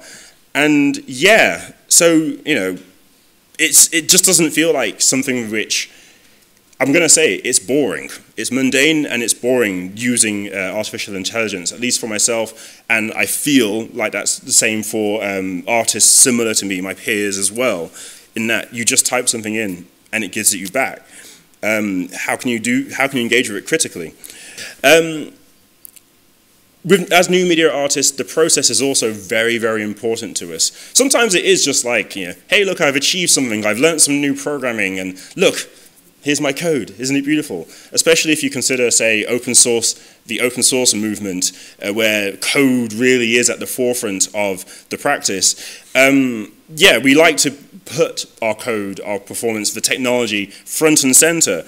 And something which I've been engaged with recently is the live coding community and the algorave scene, where we are performing, we're making art and music live on stage in front of people. But the code which we're using, which we're typing to make the artwork, is there in front of you. So here are photos of various people performing, and there's the code. I won't show a video because I don't want to stretch time and anything. And you can see what it is. As an artist, this is interesting to me because I'm exposing the inner workings of the computer. For the audience member, it's a way to engage with it. Maybe they don't understand code, but it can at least see something is happening. They can at least, it's like being able to just, open the hood of a car and see, look, things are moving. But again, with AI, not really. You type something, it gives you back. Yeah, again, I know I'm hitting home the point a lot. And really, I feel that some of the best engagement with AI, the best, and I say best, some of the more creative and critically engaged works that I've seen that have been made with AI are usually ones that are being critical of it. So here, for example, is images from 2016. So as I said, AI, we're on its third or fourth iteration by now. And this image from 2016, sorry, it looks a bit oversaturated for you over there, is from, it's a Google Deep Dream image. So back when we were still sort of having AI which would classify images, you put your phone in front of it and go, hey, look, this is an apple, or this is a car. In order for it to do that, what is the computer actually seeing? So what this Google Deep Dream thing would do, this is what, and I'm putting air quotes here, this is what the computer sees when you are trying to scan a thing, a car or an apple. These various blobs, these sort of slug, puppy, dog-looking images. You can see especially one down at the bottom. And again, that was interesting because it's actually looking under the hood. And you see something a bit grotesque and, well, psychedelic, I think. And then also you have artists who, so here's another one as well. It's very slimy and sludgy looking. I quite like it. But then you also have artists who are making artwork which exposes the biases within the technology. As was said earlier, it's been trained on data sets, but it's largely Western world, those who are using the internet. And the way that the output is presented is some unquestioned truth. But it isn't.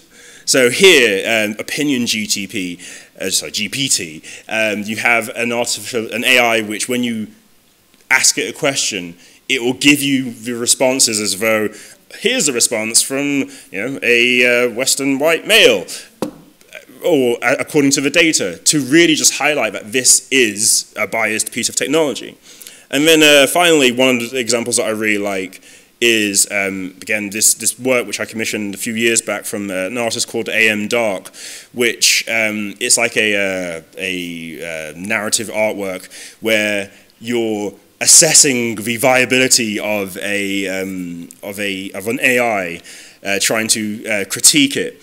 So again, these artworks are about AI, but from a critical perspective, much like a lot of the new media artists of decades before are critiquing this technology. So yeah, I'm going to wrap up in a second, but so if my assertion is true, and a lot of new media artists aren't engaging with AI in the way as like a service, a user using a service, should we be using it? And I'm going to say no, because, and I did say I wasn't going to harp on about it too much, but, and why does this moment feel different? And I feel it's because this is a technology where finally it's, well, not finally, where it's displacing us, where it's not really been meant to be used by me, but it's going to potentially, well, threaten to take over my practice. Yeah, and that's why I feel like this moment is different. It's scary. It's something which I don't know how we fight against. Of course, we've been talking very much about different solutions, AI having wallets, being able to legislate against it all. But overall, and also we must remember that when we talk about the AI, it is being built by someone. It is being built by a company who has interests in mind. It isn't inevitable. So we also consider, who is, why cannot we decide AI? It isn't, because it's just such an opaque technology. So yeah, of course I'm only presenting the viewpoint of one particular type of artist, new media artists. Of course there are illustrators and graphic designers out there. But again, I'd like to just say that it isn't the sort of technology which you really can engage with on a critical level. Thank you for listening.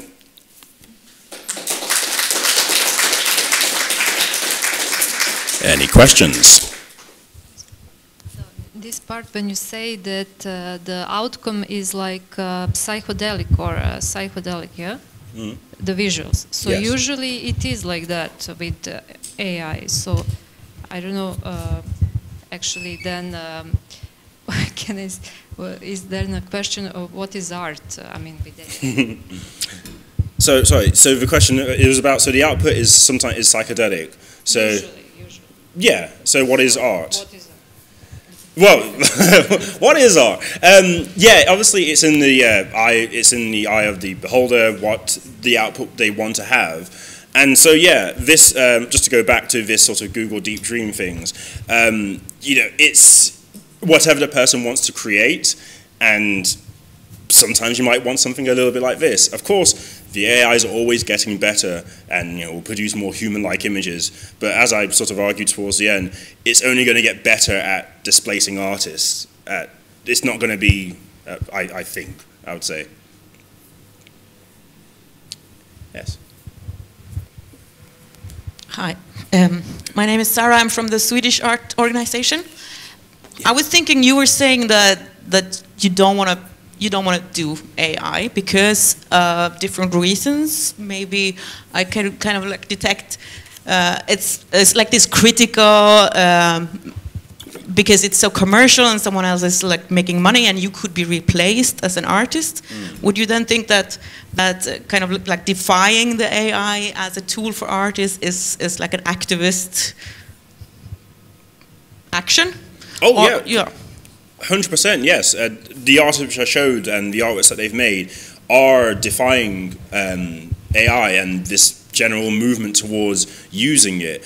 But I think that is the role of, well, not necessarily the role, but a thing which the artists which I showed from the 1960s, 2000s, and now are doing is not just blindly using it because it's, you know, new and shiny, but actually wanting to pick it apart. Yeah, but then this is then the act of. So this is now that this time the act of defying it is to not pick it apart, like to not use it. I think that's the, because as you said, like the previous artists been using new technology and picking it apart. That's the like the fun part. Yeah. But now, like the activist action is to not. Use it. And not only can we, to not use it, but again, I'm arguing that we cannot pick the AI apart because it's so opaque. Yes. You look into it and it's more like, you know, just a blob of everything rather than discrete bits of code which we can kind of, or machinery which we can reconfigure. Ooh, I think there's a question over. Thank you. Thank you very much for your the statement. I think it's very important. Your speech and your show was very important because it's making more wide the borders in our discussion about IAA. Even like you say, there's an American philosopher from the lady about the nowadays items. It's destruction and entertainment. Yeah, and who will have the black box of the intellect? And then I see now we are trying to find the border, how to stop, how to protect, how to do it. But you see the technology and the technology industry providing more and fast. And who is a faster, it will win. So it depends, of course, a turtle or rabbit who will be first. But anyhow, I think you mark a very important thing that actually, if you're using the new technology and the top new technology, because the IT industry producing the more and more new programs, how to use this artificial intellect more faster, and in our this conservative way to stop the law. Only it must be inside the borders of each country, by itself, because you know the 8 billion population of the world, more than billion in China, more billion in India. We don't stop it. So this AI will grow up and very fast. So I think you mark a very good point that because if you are so producing your art and it's existing only during your action, so what? Who will make this stop? Who will fix? It's your honor. And you also, for you, it's also hard to say it's my, because the next step, if you transmit it to something else, it will be next, because it's a AI. So I think it's a good interrupter of discussion for the next point. Then we will know a bit more. Thank you. Oh, thank you. You're welcome. Oh, I think there's another one.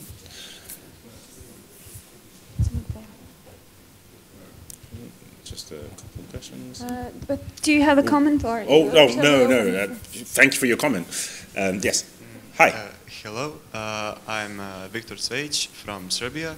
And just to say at the beginning, as a new media student, this whole presentation hit different.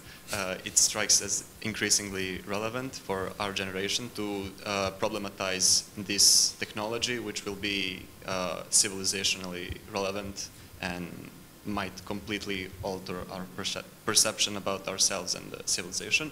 But my question is about your opinions about the increasingly emergent and advanced technology that borders science fiction right now, which is the application of generative imagery by AI at telepathic technology, reading thoughts and translating them into images, which will be increasingly developed in the future years and currently resembles the level of development the AI image generators had maybe 4 or 5 years ago. And it only signals that it's going to be as advanced as it is today really soon. So I don't know, because it opens a whole can of worms about the radical privacy breach, intimacy breach, surveillance capitalism that is currently mild compared to like literally living inside your head. But it's going to be definitely used in art if it becomes as advanced, and it's going to be almost inevitable to hop on that train if you want to be relevant at the speed of creation. So. Yeah. So I didn't know quite yet. I haven't read about the telepathic kind of like transferring thoughts into images yet, but I think there's a very horrible tendency of technologists or to see science fiction and consider it a blueprint when it actually should be a warning. And so, yeah, in the development of those technologies, I think we have to ask, basically, who is it going to affect? Because it's going to affect someone. Like, why is it being built? It's never just, this sheer curiosity of, what about if I could create that thing that I saw in a science fiction movie? It's usually to either displace some workers, could be a military thing, and that's the worrying side of things. That it can create images is more of a byproduct of what its other intentions and other uses can be. So again, even with the nice images that we're creating through Midjourney and the poems and essays we can create with ChatGPT, the technology has other uses, and I feel as a critical artist, it's my job and the job of others to almost, unfortunately, foretell the future, and in many times that's bleak. So yeah, it's and as you said, as an artist who is growing up doing that, please, yes, when you do get a new technology, be excited by it, but also ask the questions of like, well, it's in my hands. Do I own it? Can I actually manipulate it, or is it another collection tool to harvest something else? I know that sounds a bit sort of tinfoil hat conspiracy side of things, but having seen what technology can do, I don't think I'm too too radical in my thinking there. But yeah, thank you for your comment and question. Hi. Thank you for your presentation. Very interesting. First, it occurs to me that you describe that something that is boring and not interesting is the lack of transparency of a system, and I cannot help within IA you describe, and I cannot help like maybe to reason together maybe about democracy and as a system when there is a lack of transparency in a government system, then it's not productive. It doesn't go forward. It's not, and how we live with it, and we are living with this technology. We will live with this technology. So I cannot help but yes, to have it like to scratch my head a little bit, like how the importance of the transparency in systems that reach on a major level than the private. That's my thought. Yeah. So yeah, for me, again, the comment about AI being boring, of course, just separately but relatedly, of course, you know, that anyone can create an image now through typing in prompts to a thing. I don't feel like it's useful that people can do that, but we've always been able to create art. So I don't know, like I don't feel that like this technology necessarily democratizes art further. So I'll just say that about you know, democracy and transparency and AI.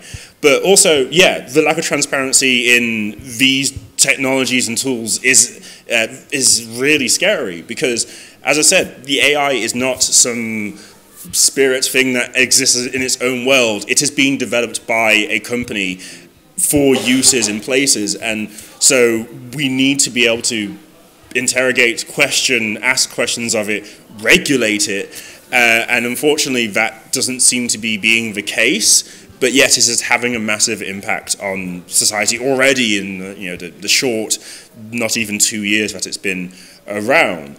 And so, again, with looking back at technologies before, NFTs, VR, at least that we had some say in some of that. It was a product that we bought and we used. Sure, it connected to online services, whatever, but it was something that we could actually take apart and make something interesting with. So yeah, I say it's boring, at least the output of it, in that it doesn't say much more other than what's on the surface level, the images. You know, there's nothing about the artist, there's no story in it. So for me, that's why, as interesting as the images look, it's just the usage of it is quite a boring process. But yeah, in terms of transparency, yeah, that's what scares me a lot more about it. And I feel that, so just again to repeat a point I said back there, generating images seems to be the secondary purpose of Midjourney. There is another purpose. Yes, my tinfoil hat is on, but I feel there's another purpose behind it. I think there's another question. I just also wanted to ask, similar to her, to address to the process that you say it's boring, because if about this art, like the outcome is psychedelic and the process is boring. Yes. And we are talking here about brain and thoughts and always about brain. But isn't it actually what is lacking is where is heart, emotions, expression, because all the history of art and if you see artists is doing with processing like some inspiration by emotions, like also music or something. But what is lacking in AI is that. Yeah, for sure. And you know, the emotion is lacking behind you know, the output in itself until it is imbued with thoughts, feelings. Even if you imagine, for example, stock photography, people taking photographs to be used in other designs, they do have something about them, but of course you imbue the feeling and emotion with it once you create something with it. So the output of the Midjourney or whatever by itself doesn't have that until it is imbued with it. And so yeah, that's my statement, and I'm sticking to it. I think we have one more question before we close. Timo, we started with you, now we're ending with you. Yeah, a comment and a question. Some of the problems related to use of AI in the arts are really simple, and some of the benefits are really simple, in my opinion. Like, we know the simple problem of students writing their essays with AI and faking it like that, and we also know that artists are writing some of their grant applications with AI. Looking at the end result, that looks really convincing. I don't know what it means, but it looks convincing. I'll use it. And then there's the obvious benefits. I've been surprised to notice that I know many screenwriters who use AI to create plot lines for TV series or film or whatever, and it's just like a tool for them. I see no problem in that. And also with the music makers, you create a bass line and then you create the prompt that, okay, add something like what DJ Shadow would add to this, and then combine that with Yannis Xenakis, even though for us it sounds really hard. And then something comes out and the music maker is happy to use that and take it further. That's not problematic at all for us from artistic viewpoint. But then I would really like to hear your opinion on this phenomenon where some artists are prompting the AI to create stuff and then are happy to present that as the final product. So that you can prompt the AI that write 30 poems with these prompts, and then I will publish them as they are, and telling that it was just AI reacting to these prompts. And this, I think, divides art lovers and art makers into at least two camps. As in one camp, there are people who react like this, that okay, kind of interesting, these poems, but I'm not inspired to really peruse them and think about their potential meanings, because I know that there's no thinking or mind behind them. It's just mathematical reactions to a prompt. And then there's the other camp who is happy to acknowledge that there's nothing behind this, it's just empty shell, but I love it. And would you be able to imagine yourself in both of these camps or in only one of these camps? Yeah, good question, especially as, you know, I make artwork that is generative, that is code, and of course I make the code and then I sort of press play on the code and the artwork is whatever the thing makes. I see the difference in, I guess, what I'm doing here where I've got a piece of code or whatever, I've made a system, is that I've made the system. So at least there's some more authorship there. And so, you know, when the person making the poetry and presenting it as a demonstration of the technology, sure, it's interesting. And that's it for me. It's just a demonstration of what the technology can do. It's almost akin to just turning on a machine and, you know, that you've just purchased or whatever, and that's it. And so it's, for me, very surface level. So as much as, of course, if you were to take it, like you said, you know, as a prompt for a bass line and then you work with it as part of another thing, for sure, people have been doing that with remix culture, collage art, DJ Shadow himself, you know, making art through little bits of other things for a while. But it's, again, just using the service as is and calling it just the thing with almost, it feels like, and yeah, I think obviously it is controversial to say, but I just feel that's a bit lazy. You can hate me for that, but I feel it is just a bit lazy. I have to have a standpoint, and that is my, even as, yeah, as a curator, as an artist, that's what it feels like to me. You're welcome. Well, thank you, Antonio. Thank you, everyone. Cool. It's time to wrap up our conference. Please take a seat.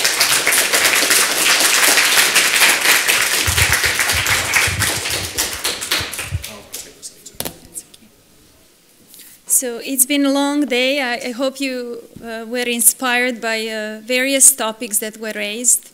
I'm here to conclude our session with a comment and with a question.